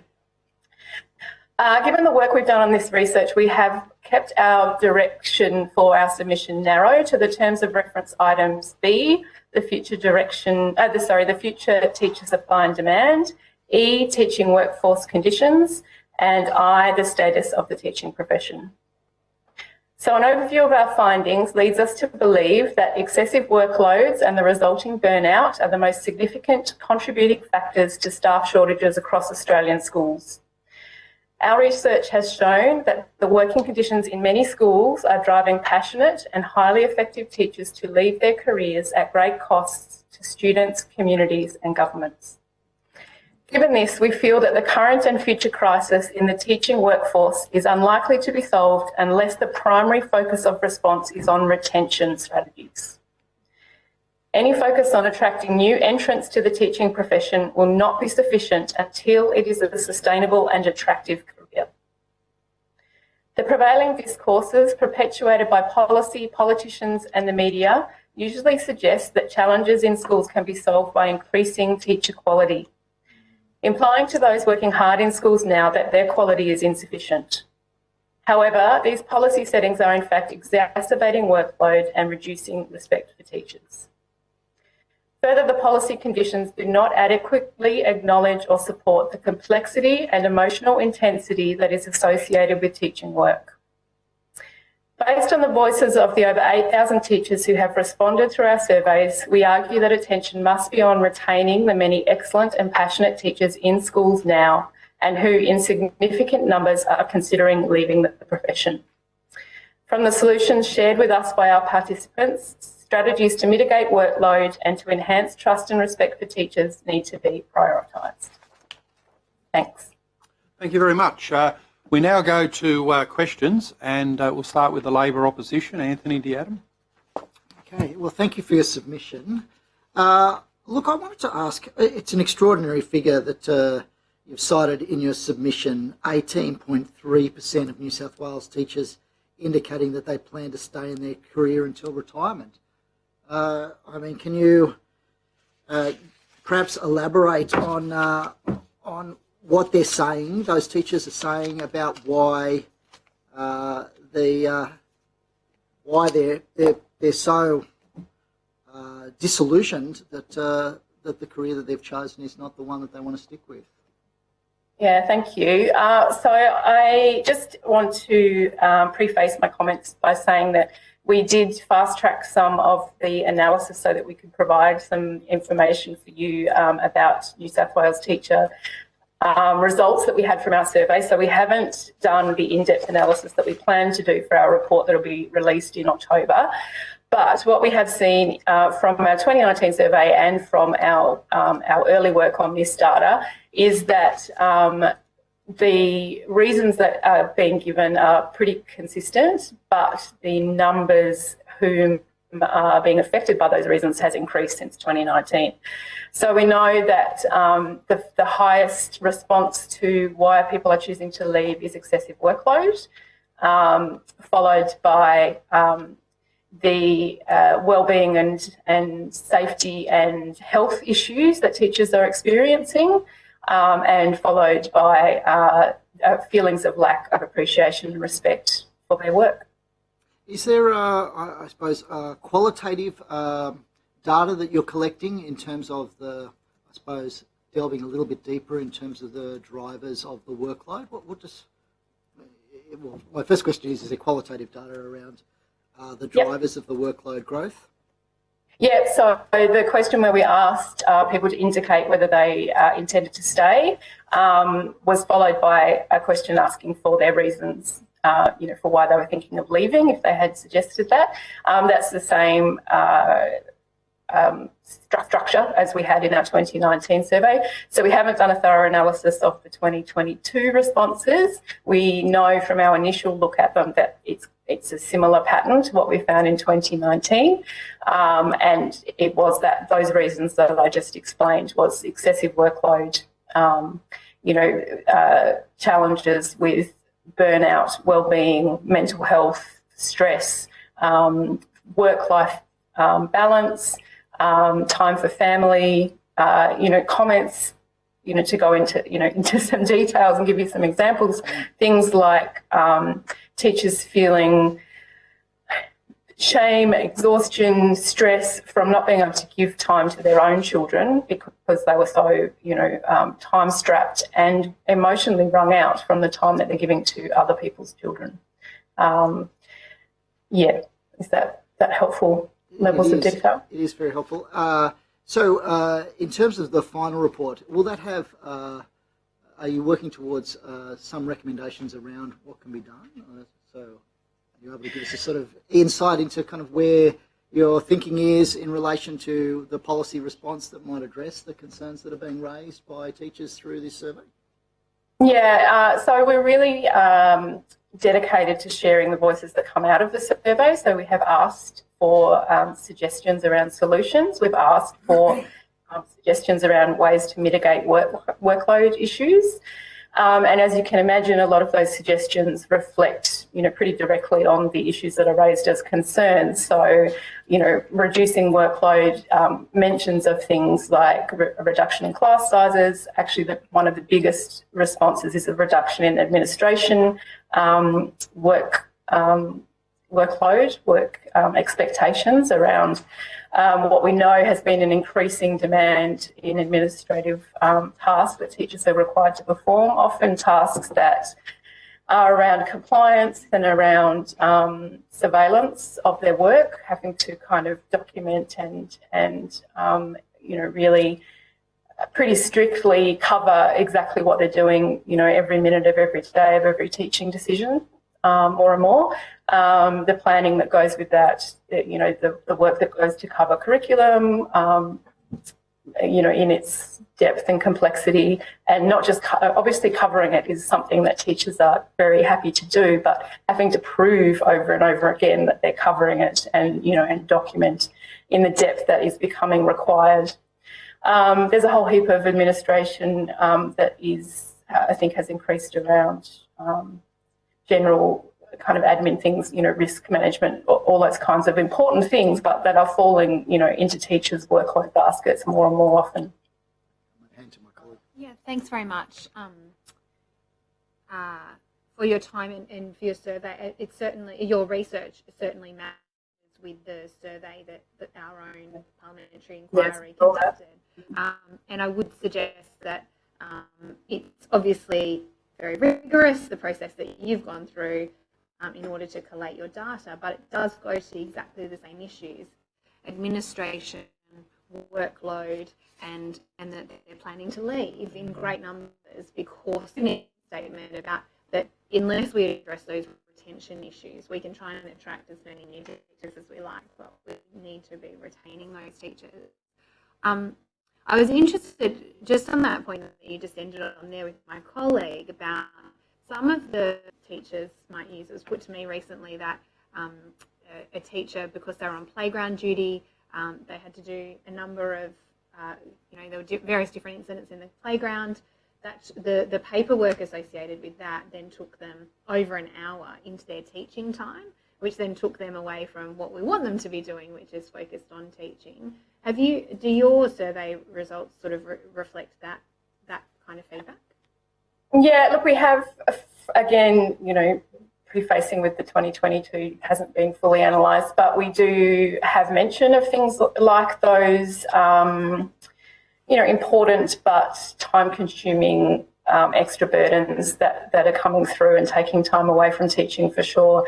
And it's something, I think, broader from, as you say, there's so much alignment in lots of different sort of surveys that are coming forward, including the one, I saw it last night, that your inquiry has done, very similar findings.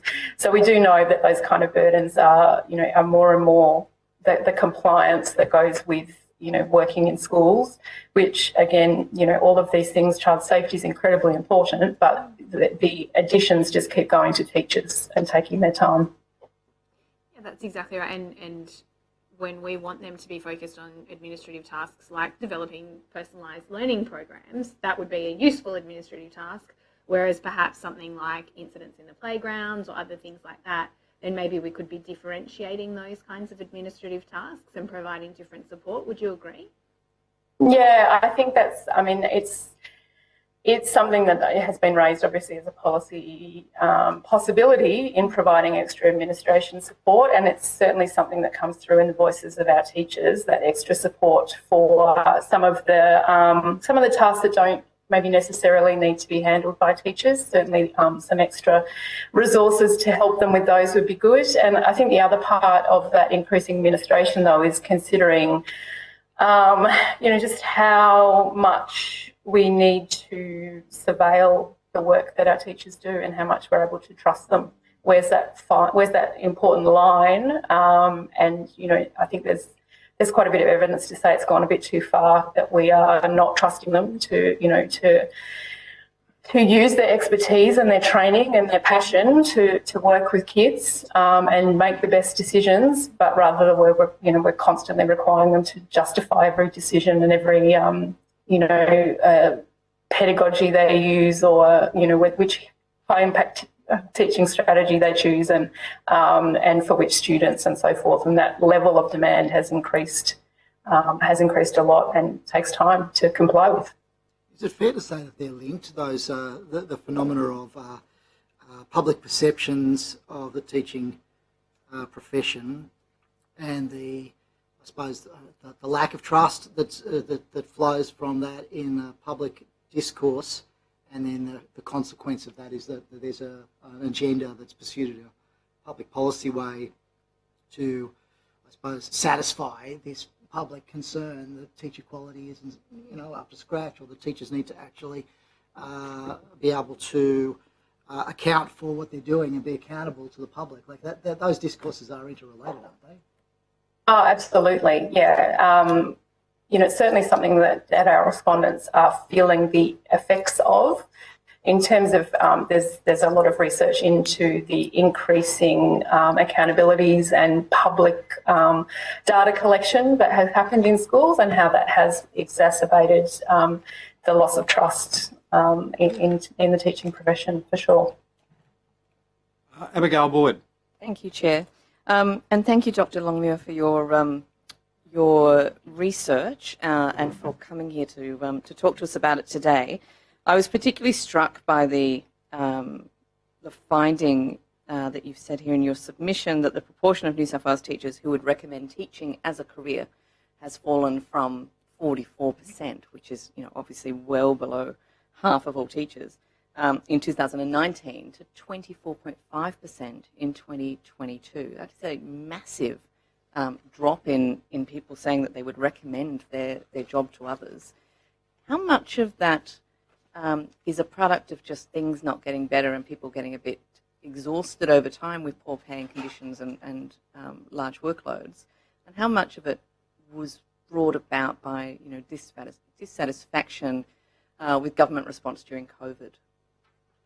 I can't answer that definitely. We haven't fully analysed that data again, and I'm sorry about that, not being able to bring that full analysis to you, but certainly, I think there's definitely a link that we can infer from the fact that the work has got harder and more challenging, and the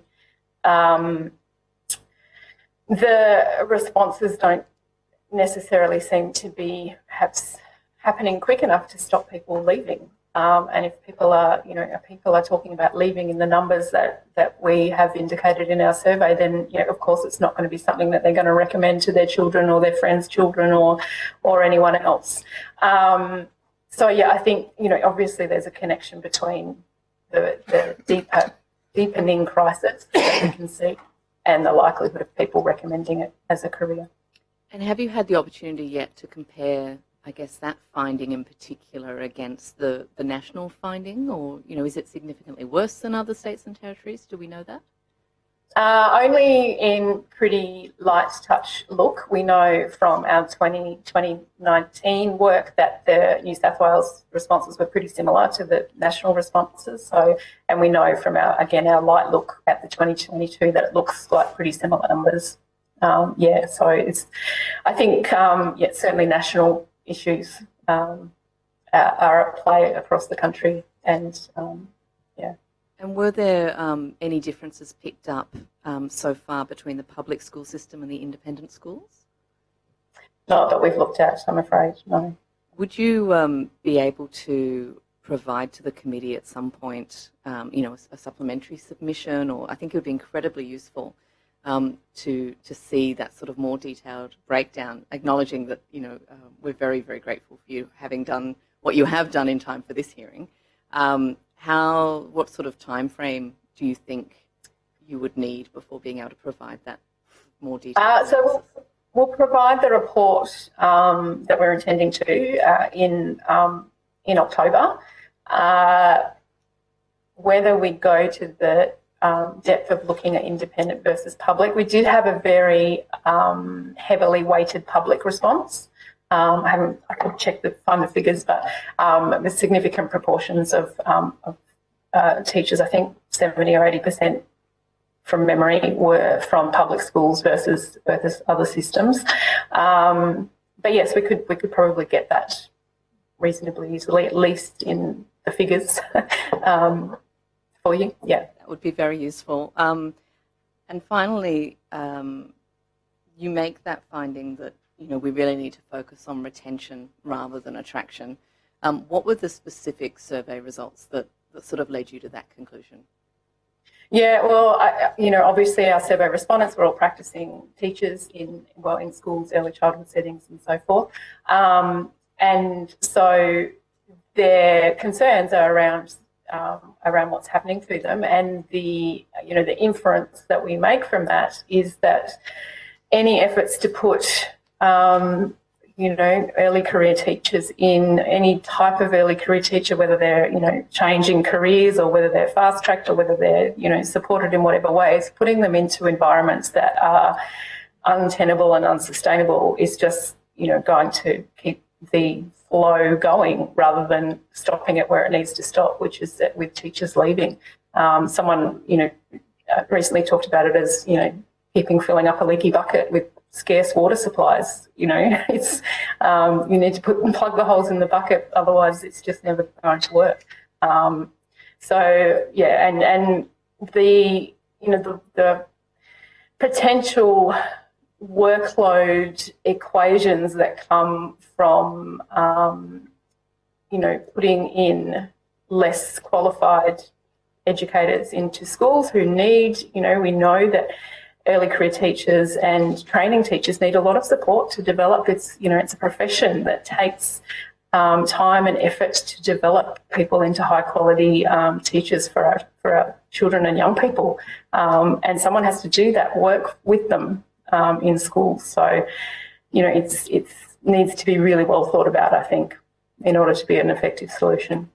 Thank you. Thank you. Fiona, Mark Latham again. Do you think the initial teacher education is doing a very good job to school would-be teachers on what to expect? It sounds like, especially for graduate teachers going out into schools for the first time, there's an element of culture shock as to what they find in the schools.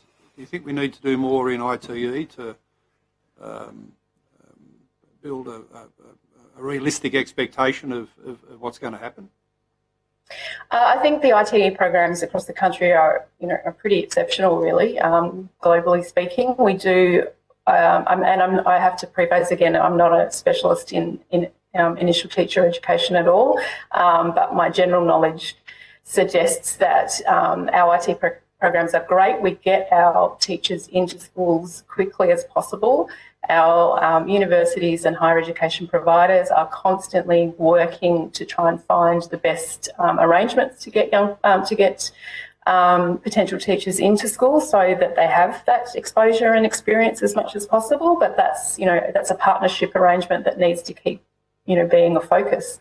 Absolutely, it's in the interest of everyone to to have teachers as well prepared as possible, and everyone is making every effort to do that, I think. Right. What about the changing nature of schools? Schools aren't a static, fixed institution. They're performing functions now that weren't even contemplated 30 or 40 years ago, such as the wellbeing, pastoral care type agenda.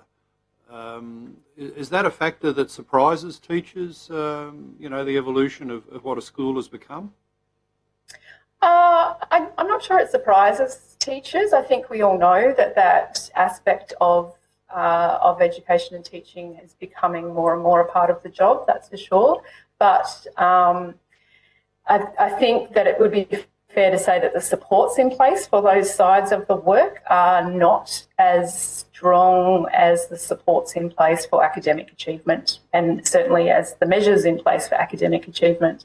And obviously there's pressures in things that are measured versus things that aren't, and supports that are needed for really challenging, changes, as you've outlined, Mr. Latham, that take specific levels of expertise and complex combinations of skills to deal with, a lot of the issues that are happening in schools, and often the resources are scarce to help with that work.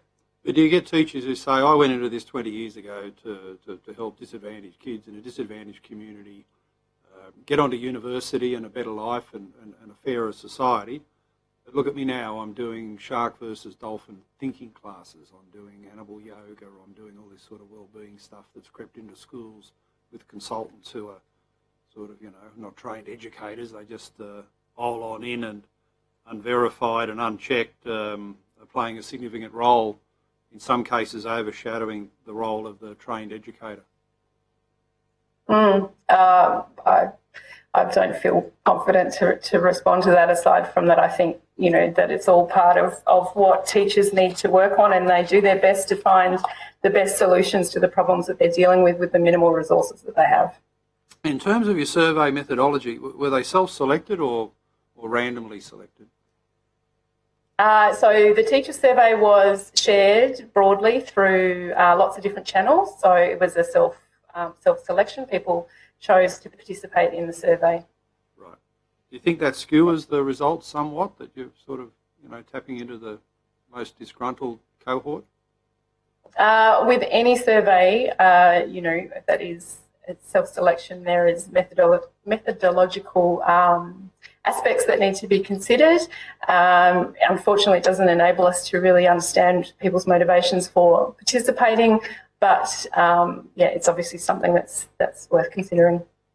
And will there be sort of a longitudinal follow-up? I note that 31.1% of the teachers plan to leave within 5 years. You find this in politics. People who say, I've jacked this parliament, I'm going, but 10 years later they're still there. I won't name names. I can name. Yeah, I'm sure you can. Is there going to be a follow-up to see how strong these threats of departure were, as opposed to just letting off steam? In terms of specifically asking those 31% if they leave or not, we're not able to do that because it's an anonymous survey, so we're not able to follow that up directly. There is work that others have done that looks at that kind of thing following. What does it show? That these threats are idle or real? I'd have to look at it. Sorry. Okay. Could you come back to us on notice about that, because it's a big issue, isn't it? That how many actually follow through on this plan to leave? I can certainly have a quick look and see if I can send you some suggestions for research that talked about that. Yep. Thank you. Thanks very much. My time's up. We now go to our Deputy Chair from the government, Wes Fang. Thank you, Chair. And look, thank you very much for your insightful submission. It's actually really good to, I guess, quantify a lot of the concepts that are put there by, looking at the numbers that you've actually been able to get out of the research. But just touching on the point that Mr. Latham was, I guess, touching on beforehand, and teachers that may perhaps indicate that they're taking a view that they may leave in the next 5 years, are you able to sort of break down those numbers and look at people that are looking to leave the profession, people that are looking to perhaps transition into other parts of the teaching profession that may not be face to face, or 30% is quite a high number, but there's I guess a number of aspects to where they may end up, which will keep them broadly within that teaching area. Are you able to provide perhaps a bit of a breakdown of that? But also, are you able to look at, say, previous studies that may have requested numbers from teaching cohorts that have looked at teachers that may look to leave, and have seen the follow through of that, where it may be, say, 1 in 5 or 1 in 10 of those people actually ended up leaving in that time. Are you able to provide any insight into that? Not off the top of my head, I'm afraid. We asked the question, how long do you intend to remain in the profession? So obviously that's, in the interpretation of that, we can't control, but I would assume that, our intention was to ask, do you intend to remain a teacher? So that's the background to our question. In terms of other work, I couldn't say, sorry. That's all right. I was just hoping that you might have been able to access some previous research that may have been done in the area. We've got a body of work we've put together that's got some literature we've been looking at, but I'm happy to go back and check that, but I couldn't be sure that we'd be able to answer that exact question. Thank you. Off the back of some of the survey work that you've done, I know that the government has announced around initial 200 extra admin staff. Are you able to provide perhaps some insights as to what those roles would be best focused on? Where do teachers find that the administration tasks are the most arduous for them? And are you able to perhaps form some types of recommendations out of your report in that area, given the data that you've got? Possibly. We'd have to look more closely. We didn't obviously ask a specific question around what types of administration are challenging you, but we did ask questions around what are the challenges, and responses were often around things of, administration, paperwork and so forth. I'm not sure we would have the depth of detail in our responses that would make me comfortable to recommend, specific types of administration work that are challenging. But I'm happy to review it and see if I think there is. Oh, no, thank you. I just thought I'd ask that because it's obviously, a large number of extra admin staff that'll be added in, but it's just perhaps some, given the research, the detailed research you've done, it may have been able to assist in the deployment of that. I know Mr. Latham asked you about the role of education, the initial teacher education in, I guess, addressing some of the survey issues that were raised.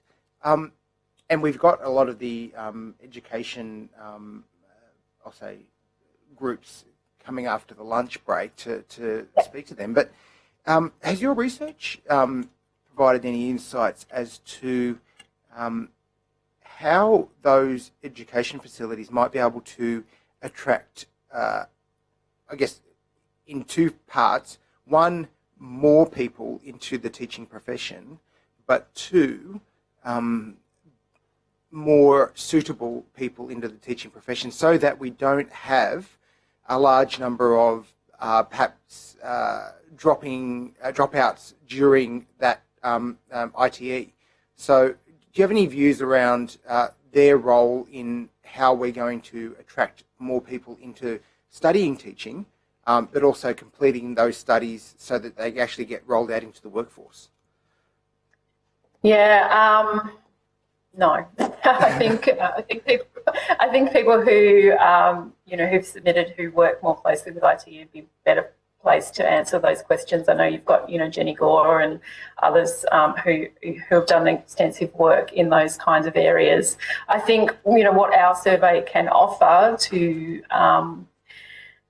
those issues is to say that the conditions in schools affect ITE attraction and ITE completion, because it is, it's a training and a profession that needs to be closely linked with schools, and until those places are attractive, supported, well appreciated, higher status places for these, mostly, I guess, young people, but also people who are thinking to change career. Until it's a place where they're going to be supported in a long career, we're going to lose them wherever they are in their decisions around taking on the career.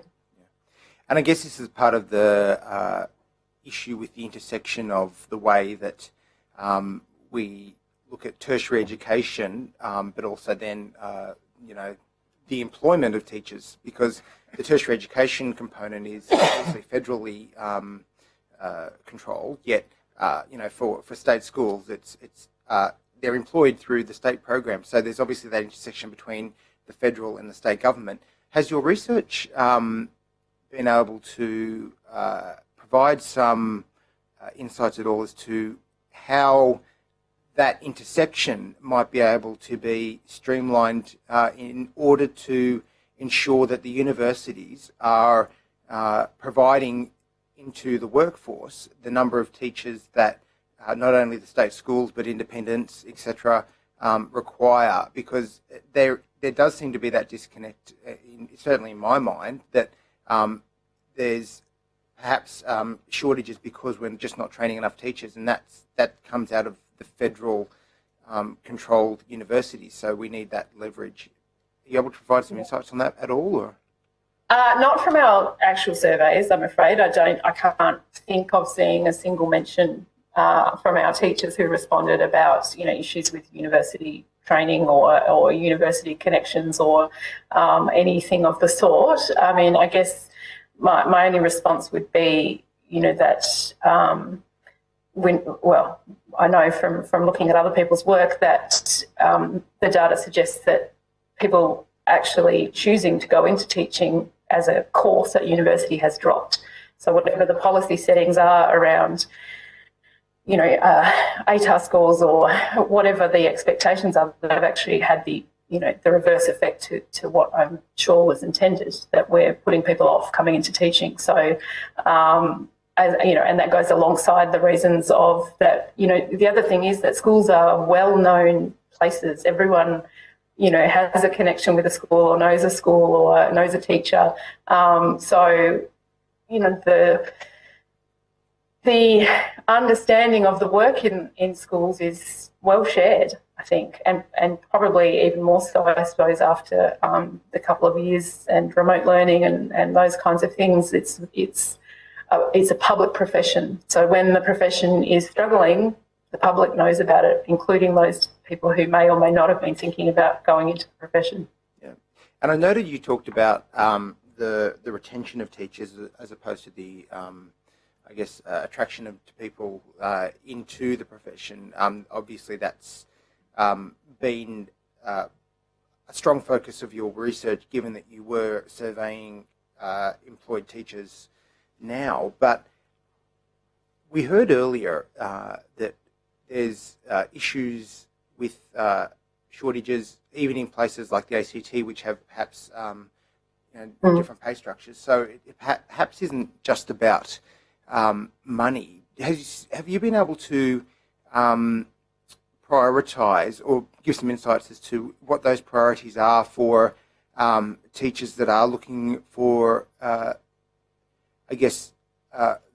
something to keep them retained in the system? Have they said, is it money, or is it another? Is something more important to them that will keep them within the teaching profession? Making their workload manageable. That's it. That's the clear message that we've got, is that the workload is untenable, the working conditions are difficult, it's having impacts on their health and well-being, their mental health, their family life, and it's exacerbated by being demoralised essentially by public policy and media messages that, essentially bash teachers when there's crises in education.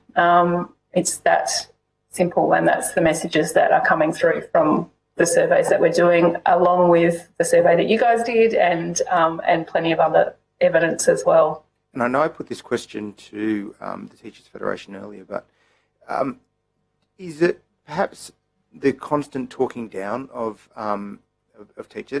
And look, I obviously put that question to the Teachers Federation, but I guess across the board, whether it be in politics or any level of government or the teachers' fed unions, etc. Does that make it harder then to attract good teachers and retain teachers, do you think, or is that assisting in highlighting the issue? Because it's a real fine line, as you'd probably understand, to raise an issue, but then not raise it to the point where people are dissuaded from staying or joining. Yeah, I agree. It is a fine line, and but the conditions are what they are. We can't sugarcoat them for the sake of whatever it might be, because that's what's putting people off. That's what's making huge numbers of people want to leave.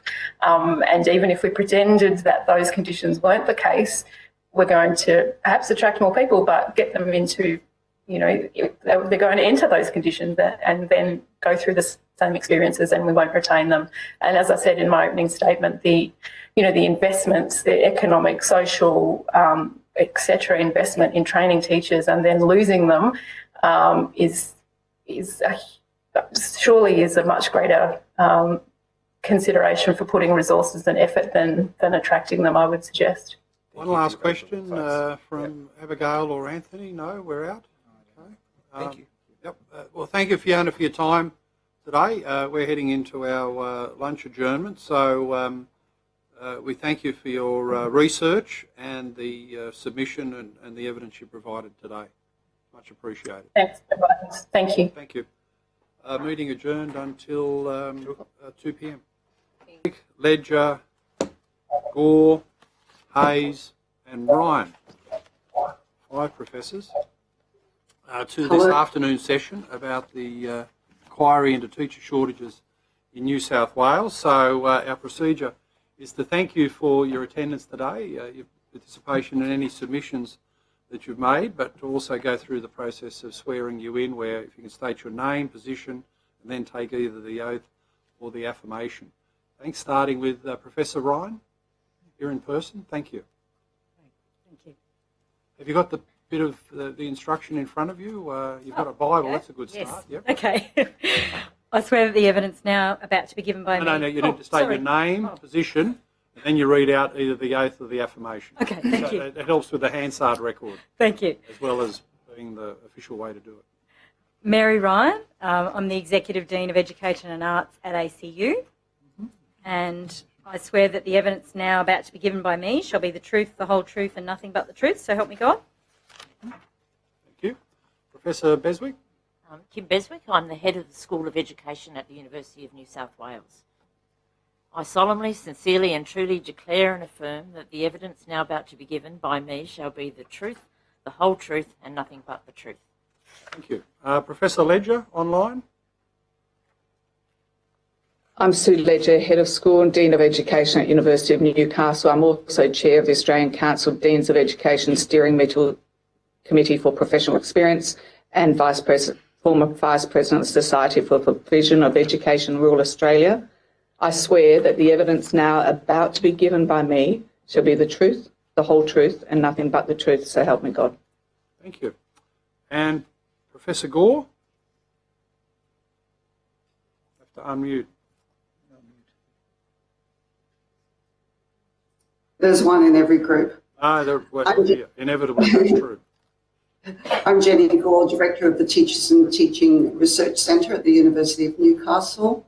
I solemnly, sincerely and truly declare and affirm that the evidence now about to be given by me shall be the truth, the whole truth and nothing but the truth. And Professor Hayes, and thank you very much for the kind gesture in providing us with this book, which obviously every MP should read to avoid great mistakes in education policy. We thank you very much for that. I'm glad they reached you in time, so thank you. Yeah, very good. Hello, everyone. I'm Deborah Hayes, and I'm the head of the School of Education at the University of Sydney. I solemnly, sincerely and truly declare and affirm that the evidence now about to be given by me shall be the truth, the whole truth and nothing but the truth. Fantastic, thank you. We've got approximately 55 minutes for this session with 5 witnesses. It's a little bit awkward to ask everyone to make an opening statement because that could eat up half the time. But I might just say to the 5 witnesses, if there's anything pressing that you needed to add to your submission or the material you've provided us, it's available to you to make an opening statement, but it'd be good if just 1 or 2 did that, if I can put it that way. Anyone wanted to make an opening statement, adding something? Yep, Professor Ryan. So I just wanted to explain that ACU is a public university and that we train over 1,500 graduates per year across Australia that go into government, Catholic and independent schools. We're unique in that we're a multi-jurisdictional university that operates across different policy settings. So I'd be really happy to talk about some of the successful initiatives ACU is involved in other state jurisdictions that could work here in New South Wales. Thank you. Any other opening statements? Yes, I'd like to sort of introduce myself as one of the only regional universities here, I think. The University of Newcastle School of Education has a long and very proud history of educating the next generation of teachers for our New South Wales public schools. We're recognised as leading the sector in educating one of the largest numbers of Indigenous teachers in the nation, for research on active living and learning, and the adoption of simulation and emerging technologies to better prepare students for placements. Our programs are underpinned by the quality teaching model, which the New South Wales Department of Education has endorsed a framework for quality pedagogy. I did have 4 key areas that I was going to talk about: raising the status of the profession, having a more holistic and differentiated approach to how we do things, recruiting and retaining teachers, particularly for the rural and regional areas, and professional experience and professional induction and the importance of those. Thank you. Professor Hayes or Gore or Beswick, any opening statement? If not, we can go to questions and we circulate those around. We start with the Labor opposition, then we go to the crossbench and then the government. So, Anthony D'Adam. Okay, well, thank I you. wouldn't mind making an opening statement if that is okay. We were told that we'd have a couple of minutes. Yes, so sure. If you're happy for me to do so, because mine's quite broad ranging, I think, but also highlights a couple of key points. So addressing the teacher shortage requires long-term, multifaceted and research-informed approaches. There are 3 key points I want to make, all of which are about the big picture and about research evidence. So first, if we're going to try and solve the current teacher shortage through recruitment, it is an important strategy, but at best partial and long-term. Recruitment itself is fraught with challenges. We'll only attract more people into teaching if teachers are portrayed positively and their work is recognised as rewarding and stimulating. Continuing to push the idea that recruitment must be limited to the best and brightest will fail because it disrespects the current workforce and it's not based on evidence that higher ATARs make for better teachers. Our research shows that teaching is the second most popular career among school students in years 3 to 12 in New South Wales, including many who are high achieving. We must nurture that interest. Secondly, a focus on initial teacher ed can only be part of a solution if corners are cut by halving ITE programs or putting unprepared teachers in classrooms. The shortage will only worsen. Initial teacher ed is often blamed for not preparing classroom-ready graduates. Our research shows the quality of teaching delivered by beginning teachers is equivalent to that of experienced teachers. Of course, we've got more to do in teacher ed, but this evidence actually suggests that initial teacher ed is doing pretty well. Third, if we're going to keep teachers in the workforce, we have to provide meaningful support. Pay and conditions have to be addressed. They need time to plan and collaborate. They need and deserve respect. New graduates, fast-track graduates or international teachers will not thrive in a broken system where too many teachers are burnt out, exhausted, overwhelmed and demoralised. If we want to slow the attrition from the profession, and we must, then investing in initiatives with clear evidence of positive effects for teachers and students is critical. We have a cost-effective approach to improving teaching and student outcomes that also lifts teachers' confidence, morale and sense of belonging to the profession. This work on quality teaching and quality teaching rounds was born right here in New South Wales. Capitalising on the work will help raise the status of teaching, enhance initial teacher education and support the 65,000 teachers currently in the workforce. It could play a significant role in addressing teacher shortages and improving educational outcomes in this state now and in the future. Thank you. Thank you. Anthony D'Adam to start. Thank you, Chair, and thank you all for your attendance today and for your submissions. Look, I might start initially with a question about practicum places and whether are we able to actually source sufficient practicum places to be able to meet the demand that clearly is there for initial teacher education. Like we don't, we're not clearly not training enough teachers. If we were to expand the intake of trainee teachers through ITE programs, are there going to be enough practicum places? And perhaps the panel might be able to offer some comments about the issues associated with placing people in practicum. I'll move to a further question along those lines. Anthony, it's Sue Ledger here. As I mentioned before, I chair the steering committee for the professional experience team as part of the Australian Council of Deans of Education. We've done a lot of work on this area with professional experience and access to schools. It's always difficult to get placements in schools, but there are enough out there if we attend to things as a whole of profession, and so we don't demarcate in between in-service, pre-service, that we actually work together and have schools working a bit more together with universities and vice versa. We've got strong partnerships in every state. We've got amazing programs in every state. It'd be nice to scale that up. Current issue at the moment is the fact that the Education Act for teachers doesn't include preparing future teachers. There's some big policy issues there, and if I'll refer you and the committee to a report that the Council of Deans of Education did, and the NADP group within that, by Christine Ewer, led that formerly from Deakin. I'd refer you to that because a lot of the answers are in that. I think I referred to it in the submission. But yes, there's lots of schools. There's enough schools to take our students, but we want to make sure that they go to good schools. I'd like to add to those comments. At the moment, we have a very ad hoc system for placing students. So we have multiple staff who are on the phone ringing individual schools, teachers, pretty much begging them to take students for their placements. I think we could do a lot more to have a more systematic approach to placements across New South Wales. At the moment, it's voluntary. Schools and teachers don't have to take students for placements. And for teachers who are very busy, sometimes it feels like an additional burden. So I think we could definitely do something in that space to have a much more systematic program around placing our students and making it part of the professional obligation of teachers. And we should be preparing teachers well to mentor those new teachers coming through. I wanted to just extend that line of questioning a bit further. There's been suggestions about moving towards like an apprenticeship model where students are placed effectively in paid positions within schools. Given the issues around placements for practicum, what practical impediments are there to that adopting that type of arrangement in terms of initial teacher education? Can I follow up on that one, given this is a field that's very close to my heart?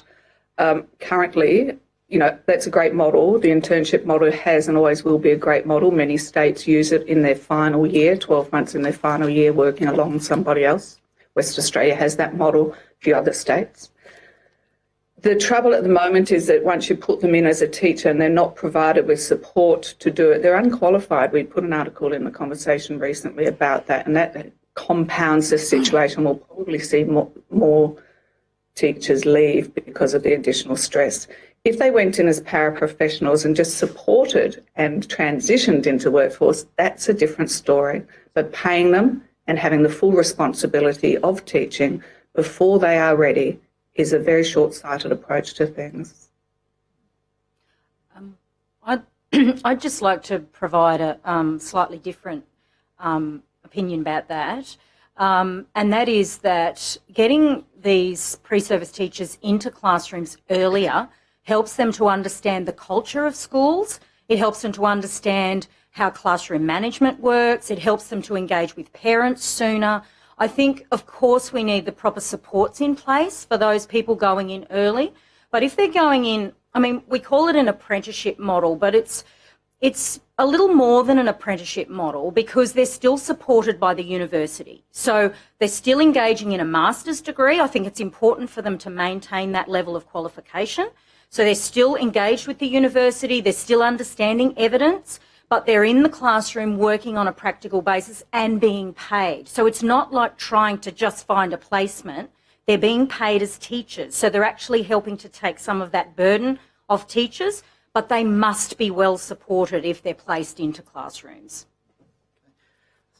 Sort of extending further on this, I suppose we're talking about initial teacher education and the kind of support that the university provides in that area.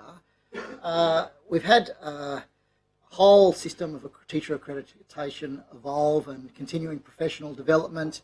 I suppose I would ask the panel to perhaps make some comments about the role that the universities are currently playing in that ongoing professional development for teachers, and whether we need to look at that and perhaps expand the role that universities play in delivering that professional development, because it does seem very ad hoc in a lot of respects, that professional development, how it's accredited, the kinds of courses that are offered.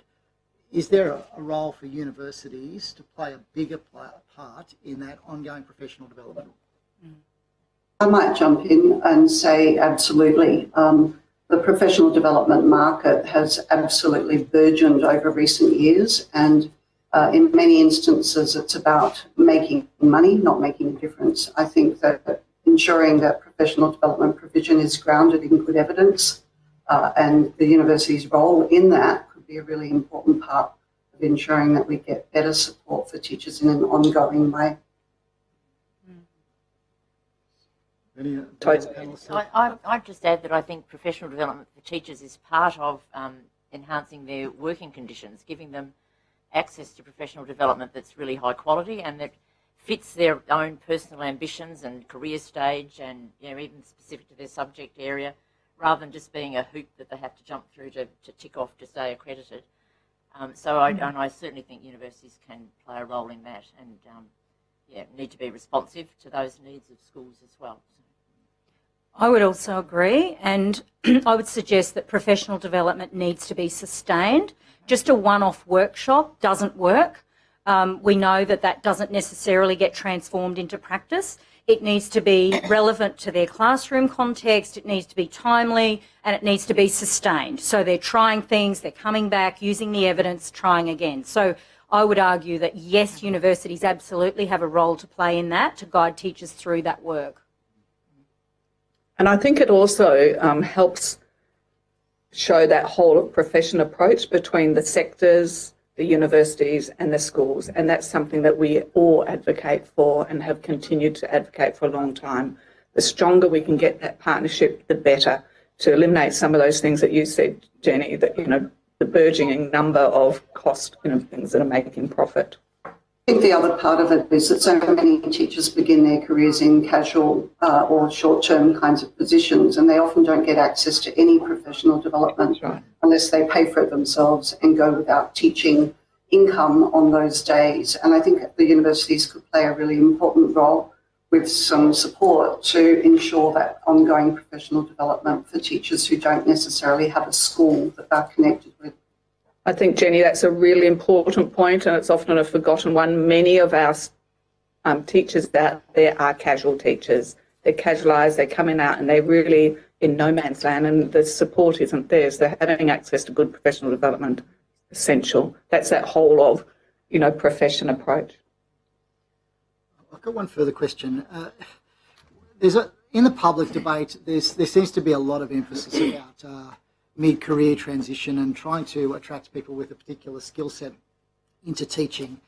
And I wanted to ask the panel about what we can do to look at sort of, I suppose, the flip side. I mean, there's two lots of skills that we're talking about. We're talking about pedagogical skills, and then we've got subject specialist skills. It seems like we want to go out into the sort of wide world to find subject specialists because there's a sort of an assumption it's easy to give them pedagogical skills rather than looking at the existing teacher workforce, looking at the skill sets, looking at they're obviously they have existing pedagogical skills but don't have the subject expertise. What can we do to actually enhance that acquisition of the subject expertise for our existing teacher workforce? I think that's a really important point, and we should be working on programs that go both ways. That is super important. In some subject areas, I think picking up the discipline content knowledge is possibly more difficult than others, depending on the whole background of the person. For example, to study tertiary mathematics and pick that up, if you haven't studied any mathematics for 10 years, and perhaps the last you did was year 12, or even before that, then that's a big ask. So obviously someone who is going to transition from being a teacher of something else to being a mathematics teacher would need lots of support to gain that content knowledge in mathematics, and it's very important that they have it. So that would be tricky. The other thing, though, just sticking with the example of mathematics, I was a mathematics teacher myself. In New South Wales, there are some additional barriers to people who've got strong mathematics already becoming a teacher. For example, NESA requires that you can only count one statistics course toward the number of maths courses that you have to have studied to be a teacher. So presumably a statistician could come along whose maths is probably not bad, and they would be required to study other mathematics subjects before they could enter the teaching profession, which seems a little inflexible and unreasonable. So I think there's work we can do in some of that space about being a little bit more reasonable and a little freeing up some of those conditions on letting mid-career people with really strong backgrounds in various things into the profession. And as you said, it's not dropping standards. Your example shows that they've got more of the experience that they need. But we have, and already the New South Wales, we have an upskilling, I think is the term they use here, upskilling program across our universities for upskilling maths, science and TAS teachers. I think that's the numbers of that improving, but I think we could probably broaden that a bit more and have good quality teachers upskilling into discipline areas. Some might take a bit longer though. Kim? Can I ask just a quick follow-up on that? In terms of the upskilling process, it's sort of one of the questions in my mind is this idea around whether the universities are capable of providing diploma-type courses in those areas. They don't seem to be available, and they certainly are available. Yeah. Yes, they certainly are available. And they could be more available. I think it's what universities require is that they need to know there's a market out there, a viable cohort to teach it to, but we could certainly produce those kinds of courses. I've done so in other universities interstate. So are there like specific partnerships with education sectors? That's often the way it works. Yeah, if the department says we've got this many teachers we need to upskill as maths teachers or English teachers or whatever it is, then the universities can quite readily design a program that would do that. Right. Yes, and we currently are. New South Wales currently is in particularly maths. We're doing a grad cert in mathematics and masters in mathematics. That relies on people having significant maths background already, though, so it's not a sort of from scratch. How long? What kind of length of course is that? I'm not sure about the one that Sue's talking about, but I think one that does the job properly for someone who's got no mathematics would be at least a couple of years part-time. And it would need a lot of support. There's a great model in Ireland, actually, where they've done that. The government supported hundreds of teachers to upskill properly as maths teachers. So there is a model there, but it's not cheap and it's not Is there an fast. expectation that the teaching staff would do that in their own time, or do they get release time? Is that part of the negotiations with the I think release time would be necessary as to, it would just be too much to do on top of a full-time job. But the intensives and summer schools and things can be part of the mix as well to help. Abigail I just wanted to jump in before we leave that topic, if I may, to comment on the assumption that people who are transferring from other careers can easily pick up pedagogical skills. It's a real misunderstanding of what it takes to learn to teach properly. Yep. And so I agree that we need to look at both of those sides of the equation. But pedagogy increasingly in this country is understood narrowly as a set of teaching skills, when pedagogy is much more about the values that we want to transmit as a nation and uphold and ensure, in delivering the goals for Australian children and so on. So I just want to put in a word for greater attention to pedagogy, not only for teachers or people transferring into teaching, but actually for the entire workforce. We can do more, and we can show that we can improve pedagogy and get better outcomes for kids, including more equitable outcomes, which is something as a nation we're still working hard towards. Thank you, Chair. I might direct my first question to you, Professor Hayes. I'm interested in whether there have been other jurisdictions, whether in Australia or more likely overseas, that have experienced teacher shortages and managed to turn it around. Do we have any lessons to be learnt from other sort of overseas jurisdictions? Look, thanks for that question. I mean, what we need to consider is that currently the shortage is not just in New South Wales or Australia, but globally. The UNESCO report, most recent UNESCO report on this suggests that we need something like 70 million teachers across the globe. So it is a big concern everywhere, and I think everyone's attempting to do the kinds of things we're doing. And I think one of the things we'd all agree as deans is that we really need to maintain the quality of our programs and ensure that the teachers that we are graduating are able to thrive, not just survive, but actually thrive in an incredibly challenging environment. So in England and in other places, there's been a strong influence of the original Teach for America approach. So, you know, that's a very well-known approach. But one of our big concerns, and something that's quite readily demonstrated through the graduates of that, is they tend not to stay for terribly long. They do their bit. They tend to go into schools and make a contribution. But we're really looking at long-term teachers, not just people passing through, broadening their experience. So there certainly are models, but they're not all terribly successful. And I think one of the things that we've done very well here over recent years is our accreditation processes give us a lot of confidence in the quality of our graduates, and the teaching performance assessment process that all graduates must complete before graduation adds to that confidence in the quality of our graduates. So I think in addressing this problem, we really need to ensure that we don't choke off or reduce the quality of the programs that we have currently. Thank you. Did anyone else want to weigh in on that question?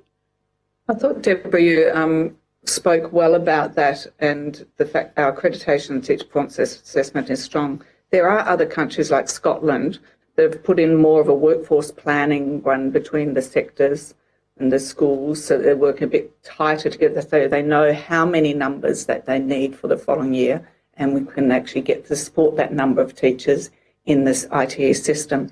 That's the only other example that shows a little bit of difference. Yes. I just wanted to make a comment about Teach for Australia, just because Teach for America was mentioned. Teach for Australia, the latest statistics we have from that is that over the past 10 years, 75% of those associates have stayed in the system. So the data from Teach for Australia is much better than the data from Teach for America. So those associates go into hard to staff and disadvantaged schools, and principals, over 90% of principals would employ those associates again. Thank you. Just picking up on my colleague's questioning around, I guess, sort of fast-tracking people with experience and skills in other areas into teaching. It's a bit of a, not quite a directly relevant example, but I remember in London after the financial crisis, there was a lot of bankers and lawyers and people being fast-tracked into teaching. And there was sort of two problems identified with that. One was, and you've touched on this, the kind of one-size-fits-all approach, that everybody could just do a 6-month course and be brought up entirely as though they had done a full teaching degree. But also a bit of a reluctance from existing teachers to have people coming in on this, what seemed to be sort of two different tiers of quality of teacher based on the teaching education they'd had. Can I have your comments on both of those, Professor Ryan? So I'll just talk about the quality because all of our teaching graduates, no matter which pathway they come in on in Australia now, all complete the LANTITE, which is the literacy and numeracy test, and they all complete the teaching performance assessment, which is a classroom ready assessment before they graduate. So the quality is actually assessed across the board. It doesn't matter which program you come in on. It's the output really in terms of how ready they are to be in classrooms. So I think we need to look at this in a flexible way. I think there are multiple pathways into teaching. I think we've already touched on the issues around recognised prior learning. We also need to recognise that teaching is not just something anyone can do. I think we do need to have entry requirements that look at, we have non-academic entry requirements as well into teaching. So it's, what kind of person are you in terms of being able to help children learn? Do you have those values that we want to promote in education? Are you able to engage with children in the ways that we need you to engage with children in order for them to learn? So I think, we can definitely have flexible pathways in. We can recognise those different pathways because we have really good systems in place now in Australia around those graduates and making sure that people aren't going into the profession unless they are ready. Okay. Could I just ask, with mention of land type, Professor Ryan, there's obviously an attrition rate. We do lose some would-be teachers. Is it about 6% that don't get through? It's of that order. Would it be fairer to those people to do the test a bit earlier because they can go right through a teaching degree, get to the end of it, and then the 6% drop out because they didn't pass the land type, even on their third attempt? Yes, Chair, absolutely. I agree that they could do the land type in their first year of their program. I think there's been a proposal for them to do the land type as an entry requirement. That would require the test to be rewritten because the test is actually geared towards teaching contexts. So the questions relate to teaching contexts. So the test would need to be rewritten if it was an entry requirement. But in the first year of the program, I think is a good time for them to do that test. Because as universities, do you feel like, we've wasted a bit of time and energy and resources on people who fell at the last hurdle and didn't become teachers? Absolutely. I think many universities, including UNSW, do get them to do that test quite early. We certainly do in their first year. Right. That's not a higher education standard. They have to have it before right at the end, isn't it? They have to have it before they graduate, but we require them to have it as a prereq for one of their quite early courses. Right, I see what you're doing. Yeah. Okay. And has that got any state jurisdiction, or it's purely a federal government decision, the administration of land type? Well, it's included in our accreditation requirements in New South Wales. Right. So it is a federal scheme, but every other state does the same. State accredited. It's state accredited, that's right. And we're getting, I think that and the bit more diagnostic as they come in, as you said, Mark, Chair, that, the more we know and the more if they're a good fit for the profession, that's great for everybody. And that's what we need to actually get better at. And some of us trying different approaches. We're using simulation to have a look at their dispositions that Mary talked about just then.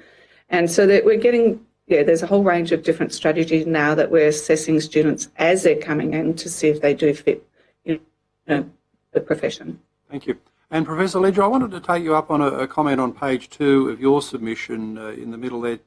Quote, teachers are frequently subject to harsh criticisms and unfairly blamed for falling education standards. And this is a theme we've encountered in a lot of submissions and a lot of evidence today. Looking at falling education standards, certainly in the PISA results, New South Wales has been in free fall. Our NAPLAN has been a bit disappointing to the point where we're even behind Queensland in some of the disciplines, which it's very hard to believe. Go back to the Gyorky-Peterson era of underinvestment in their education system. But most tellingly in the PISA, I suppose, the best indication is that 15-year-olds today in maths are 5 terms behind 15-year-olds in New South Wales at the turn of the century. So, these are quite substantial falls in education outcomes. Jeff Masters said we've got the fastest falling school academic results in the world. Who or what institution is to blame? If you're saying that, well, I don't think there's. Look, Mark, I don't think it's a blame game, and I think that's where that's the problem that typically happens. What's the explanation When then? if you look at the PISA results, we rank 7th in the creative approach to learning. No one mentions that. We just look at maths and science. We have a maths and science shortage, and I think our students aren't, because we have maths and science teacher shortages. So I think when we talk about the whole of profession, all of these things help. The article by Nicole Mockler in The Conversation, where she said, no wonder no one wants to be a teacher, when she looked at the quantum of research on media, policy documents, etc. She took the quantum of 65,000 news articles about how we talk about teachers. We have continually over the last decade denigrated teachers, and I think that hasn't been healthy. We've had a lot of people move out of the profession because of that.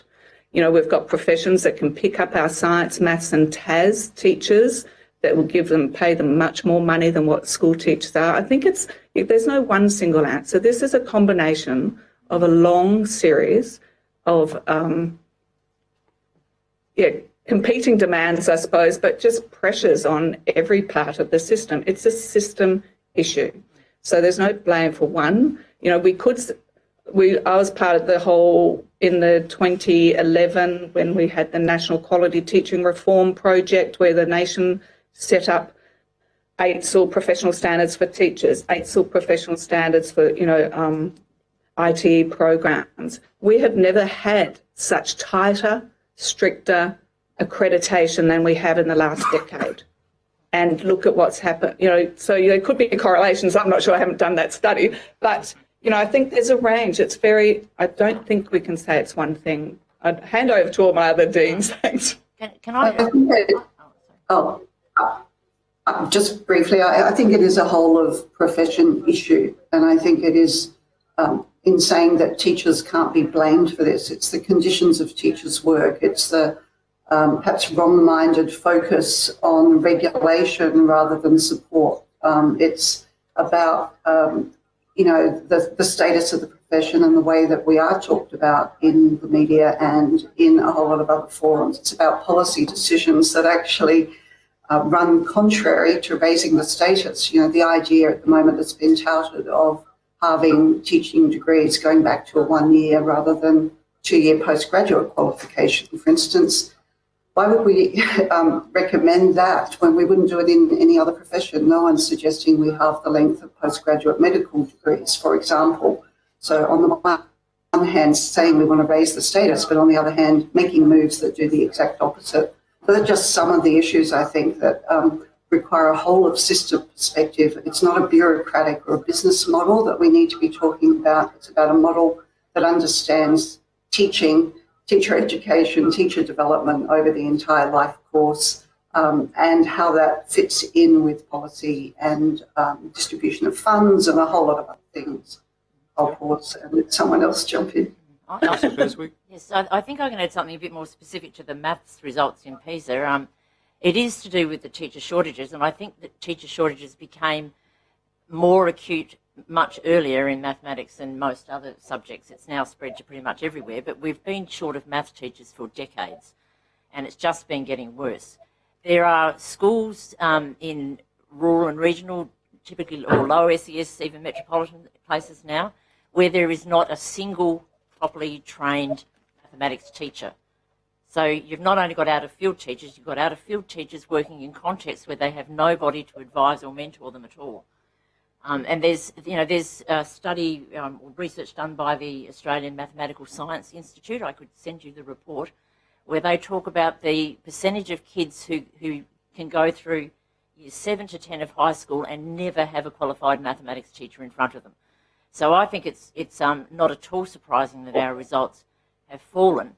But the other contributor, I think, also, which exacerbates that fact, there are schools where there's nobody qualified. There are other schools where they are better qualified, and that goes to the unequal distribution of resources in our schooling system, which also accompanies lower performance, I believe, where we're concentrating disadvantage in some schools. You may be aware of peer effects. Who you're learning with is almost as important as how you learn yourself. So I think our education system has also become increasingly segregated along socioeconomic lines, and that's had a depressing effect on our overall results as well. And I would just add to that. I think very interestingly, despite the results that have just been mentioned about mathematics, it's actually not all bad. The proportion of students who are achieving the higher result band 6 in mathematics actually rose from 12% in 2001 to 20% in 2018. So, I think we just need to also look at a range of indicators and to emphasise that when you just look at one indicator, particularly something like PISA, which is very, very narrow in terms of what it's telling us about student performance, we need to be very cautious and just look at a much broader range of indicators as well. Professor Hayes, is that the advent of veggie maths, that the students worked out if you do veggie maths you get a better ATAR?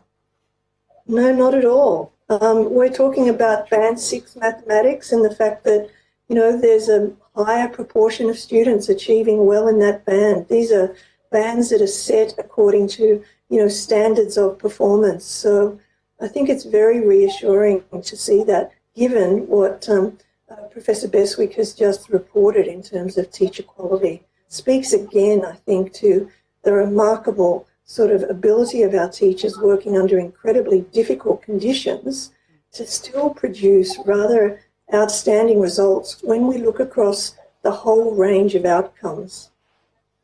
And if I might just quickly mention our research on the impact of COVID on student outcomes in New South Wales, showing that there's been no so-called loss of learning with the year 3 and 4 sample, at least, that we were looking at.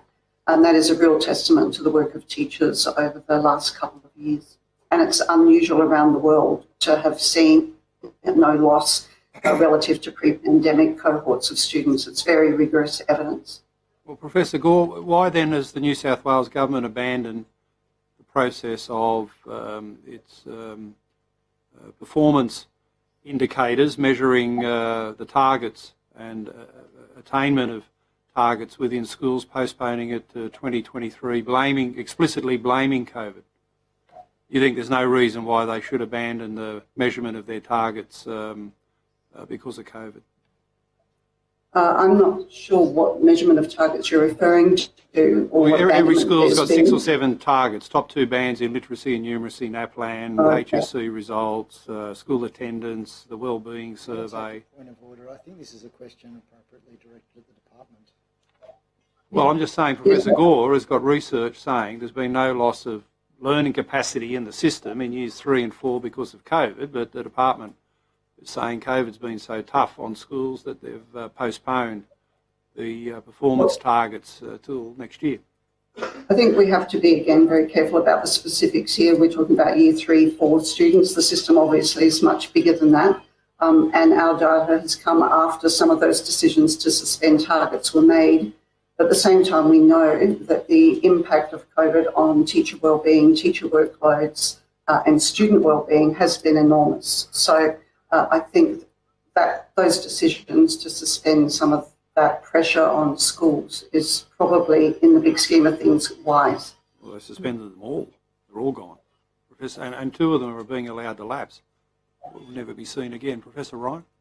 I was just going to follow up on previous comments around PISA results, just to reiterate that socioeconomic status is actually a big factor in those results. So we know that those students who are in particular ICSIA bands, whose parents have a particular education level and so on, do more poorly in those results.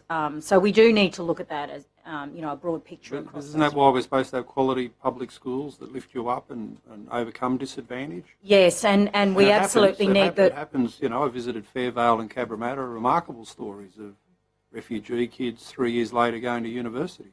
Yes, I just on that point, because it doesn't actually account for the change over time. I mean, the socioeconomics, the areas that have been disadvantaged for many decades. So why would that impact on the results, the trend, effectively the trend line is in the wrong direction. I think we have had in Australia persistent and entrenched locational disadvantage for a long time. Joe Reid has done a great article on that in 2017, and it's something that we have to be very careful of when we do policies, that they're not metrocentric, that they're not specific to the middle class, that they actually allow us to break through that.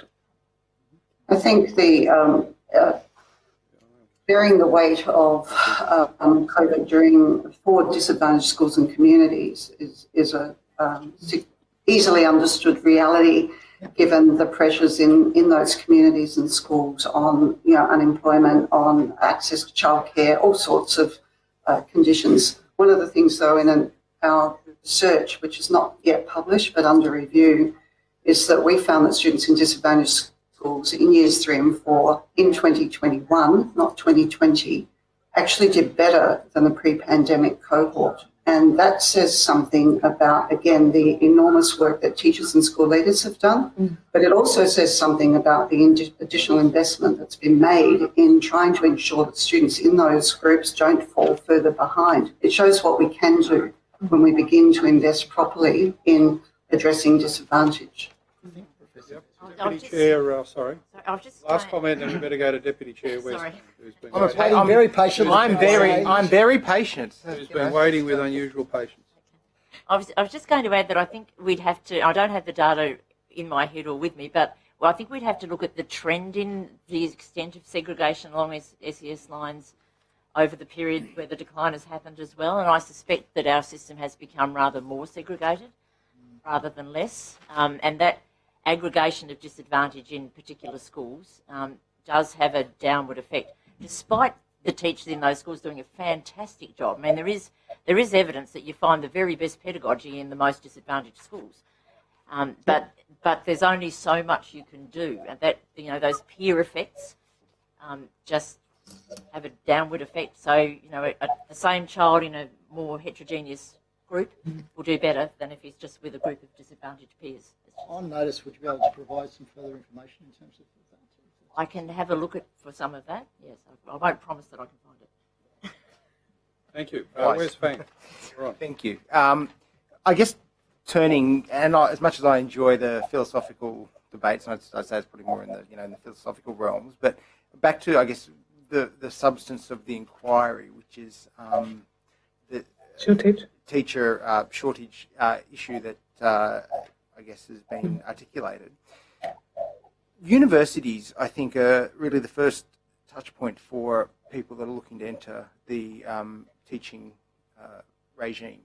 So it's the universities that will offer a spot in a degree for teaching. And for the first few years at least, it's the universities that nurture and support those students as they go through their course. What role do you think the universities have in relation to attracting more people and high quality people to the teaching profession, as the first part of my question? And the second part is that with completion rates falling, what can universities do once we get people into the teaching degrees to actually support and encourage them to complete, so that we actually have more teachers coming out that education side, out of the tertiary scheme, to make themselves available to roll into the workforce? It's interesting. Can I jump in there, because it feeds on the recent Quiet review, and I found it interesting that the Quiet review, the third recommendation from the Quiet review was to reduce the burden of teachers. Some of our students, when they go out on placement, see the burden of teachers in schools, and many will opt not to continue. It is an issue. So this is why we keep talking about this whole of, profession. I think IT recognising a pathway not just for school leavers, but a targeted strategy for recruiting teachers from diverse backgrounds, as you mentioned, gender, because it's very biased towards one side, and rural and remote areas. will help guard against the worsening shortages in our diverse contexts. Building our own teacher workforce in the regions for the regions is something that we do at the University of Newcastle, but we still have major difficulties getting people over that range, over the western, I think it's called over the hills. So that's an area that we're certainly committed to. We drop 20% of our students will drop out in the first year, and that's actually not a bad thing. You don't want people, as Mark mentioned before, in the profession that shouldn't be in there or don't want to. So, and I accept that view. You know, in every course, I think there are people that perhaps start that aren't suited. But to that point, don't the universities perhaps have a role, and this is the question primarily that I was asking, to actually try and attract people that are better suited initially, so that we don't have that high dropout rate in the first year, but also that we have an improved completion rate as we go through to the end of the degree as well. And Professor, I know you wanted to jump in there. Well, I think we touched on earlier in the conversation some of the flexibilities that the universities could offer, which I think we need to do, multiple pathways and so forth. But many of the drivers of the number of students who come to our doors wanting to be teachers are beyond our control, and they basically go to the status of the profession and the working conditions of teachers as they're known by people in society. So, for example, if you come from year 12 and you've got a very good HR and whatever, and you think I wouldn't mind being a teacher, that's not the only option you have. You know, you could also be a doctor or a lawyer or anything at all, pretty much, especially if you've got the maths and the STEM subjects that we particularly need. So you've got choices. And when they think about how teachers are portrayed in the media, and how, just the status of the profession, they look at the remuneration over time, the career paths, all of that, and they think, well, why would I be a teacher? And so I think some of those things need to be addressed, because the best potential students have lots of options. Yeah. And while I understand that, I think that, certainly those points have been raised throughout the day today, and I've certainly raised some of my concerns. It got a bit shouty towards the end of it, but but I think that I think there is a role for not only perhaps the unions and other organisations about the way that they speak of their workforce and the profession that they represent, because it does impact on the ability to attract people. But I guess to the university's role, coming back to that point, there's obviously a cohort of people that do want to be teachers, and they enter a teaching degree, but then some will drop out because they're not suited, some will drop out for personal reasons, or perhaps decide they want to do something else. But given that we are trying to boost those numbers, do you see that there is a role for the universities to actually perhaps better wrap around the students, but also to make sure that they have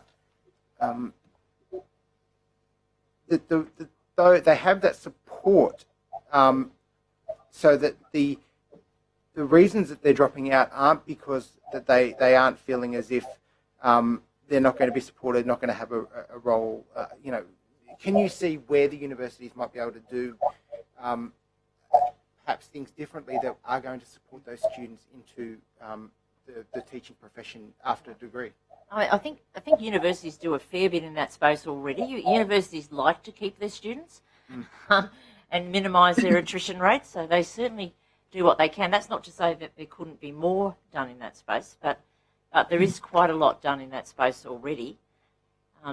So we did suffer a loss last year with the job ready graduate cut with the funding to each of our programs.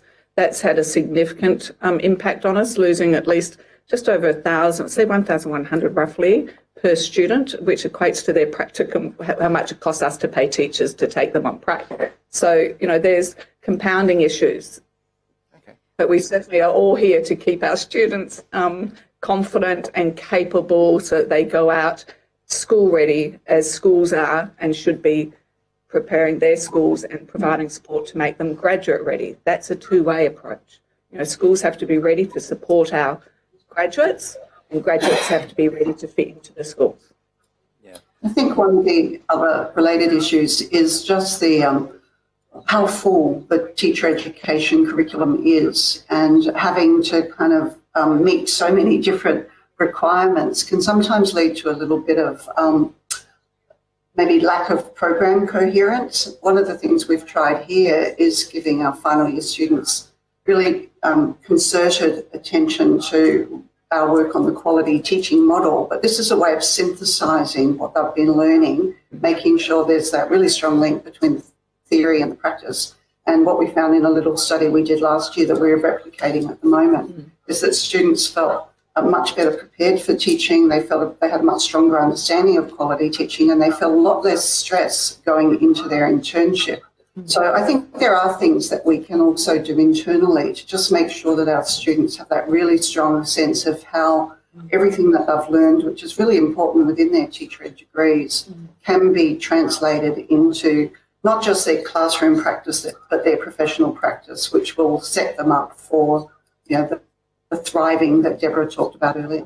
I'm going to ask this last question. I know we're almost out of time, but and I'm going to phrase it delicately because I appreciate and I'm putting this rider on the start of it because I know that it's very easy for people to take offence to some of the things potentially even that I would say, but I guess I'm going to try and phrase it in a way that is that won't be interpreted as being offensive. But when you talked about people perhaps going into prac roles and then going out and seeing the workload that was on teachers, is there any research that's been done as to how that has affected the view that the students, perhaps in their later part of their degree, have on the profession?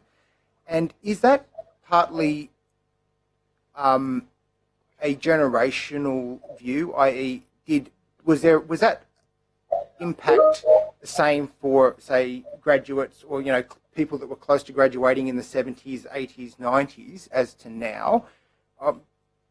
Is it that people are perhaps just a bit more precious at the moment, and has it always been the same amount of workload that is on a that a graduating student would see? I'm just curious as to whether that might have actually might play a part. I think what teachers have to do now in terms of paperwork accreditation, assessment is significantly different to when I was, I can only speak about myself in Western Australian context, significantly different. Okay. Definitely. I was a teacher for 13 years and the admin burden increased over that period of time. That was quite a long time ago. And I think since then it's just continued its upward trajectory. And I have a suspicion that the admin burden in New South Wales may be perhaps on the higher side. Maybe Mary could speak to that in her knowledge of other jurisdictions.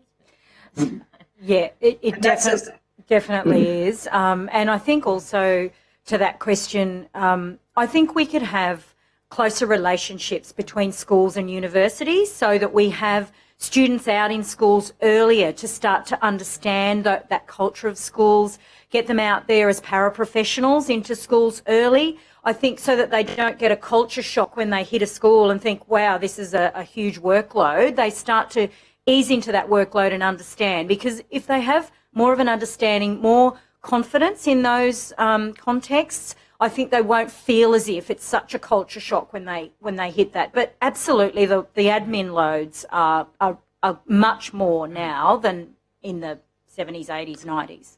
Right. Yeah, and I also think not only admin load, the creativity and the love of other things other than just maths, science. In those you were able to be quite creative, and a lot of that seems to have is missing as a consequence of this. But that's. No, there's I think sadly right now these problems are even greater with COVID, of course, yes. and the conditions in schools with absolutely exacerbated workloads for teachers. And, you know, the current shortages meaning that when students go in and watch what teachers are doing, they're probably seeing teachers under a kind of pressure that's really quite unprecedented in the history of schooling, in Western schooling, at least in Australia. It's really very serious. Yep, and Jen, there's some data on that we can send probably through to you about that susceptibility to work-related stress and burnout, which is why they're leaving. Massively reduced teacher morale over the last year, and it's worse this first half of this year than it has been over the last 2 years. I appreciate the insights, I really do, because it's actually valuable to have your great experience presented to us. Thank you, Chair. Thank you. Well, thank you to the 5 professors. We're out of time. The hour went very quickly. Yes. And we thank you very much for your participation and the information you've passed on to the committee. And we now need to adjourn into a private session to deal with some of the knickknacks of politics, as you'd expect. So thanks again for being part of a really good session. Can I just ask a question about the book? Thank you very much. Professor Hayes. Is Ruth Lipton Australian-based? No, she's Ruth Lupton's based in the UK. Okay. Oh, yeah. It's published out of, It's Bristol. written by Bristol University Press. That's right, Policy Press, yes. The old electors of Bristol. So thanks, everyone.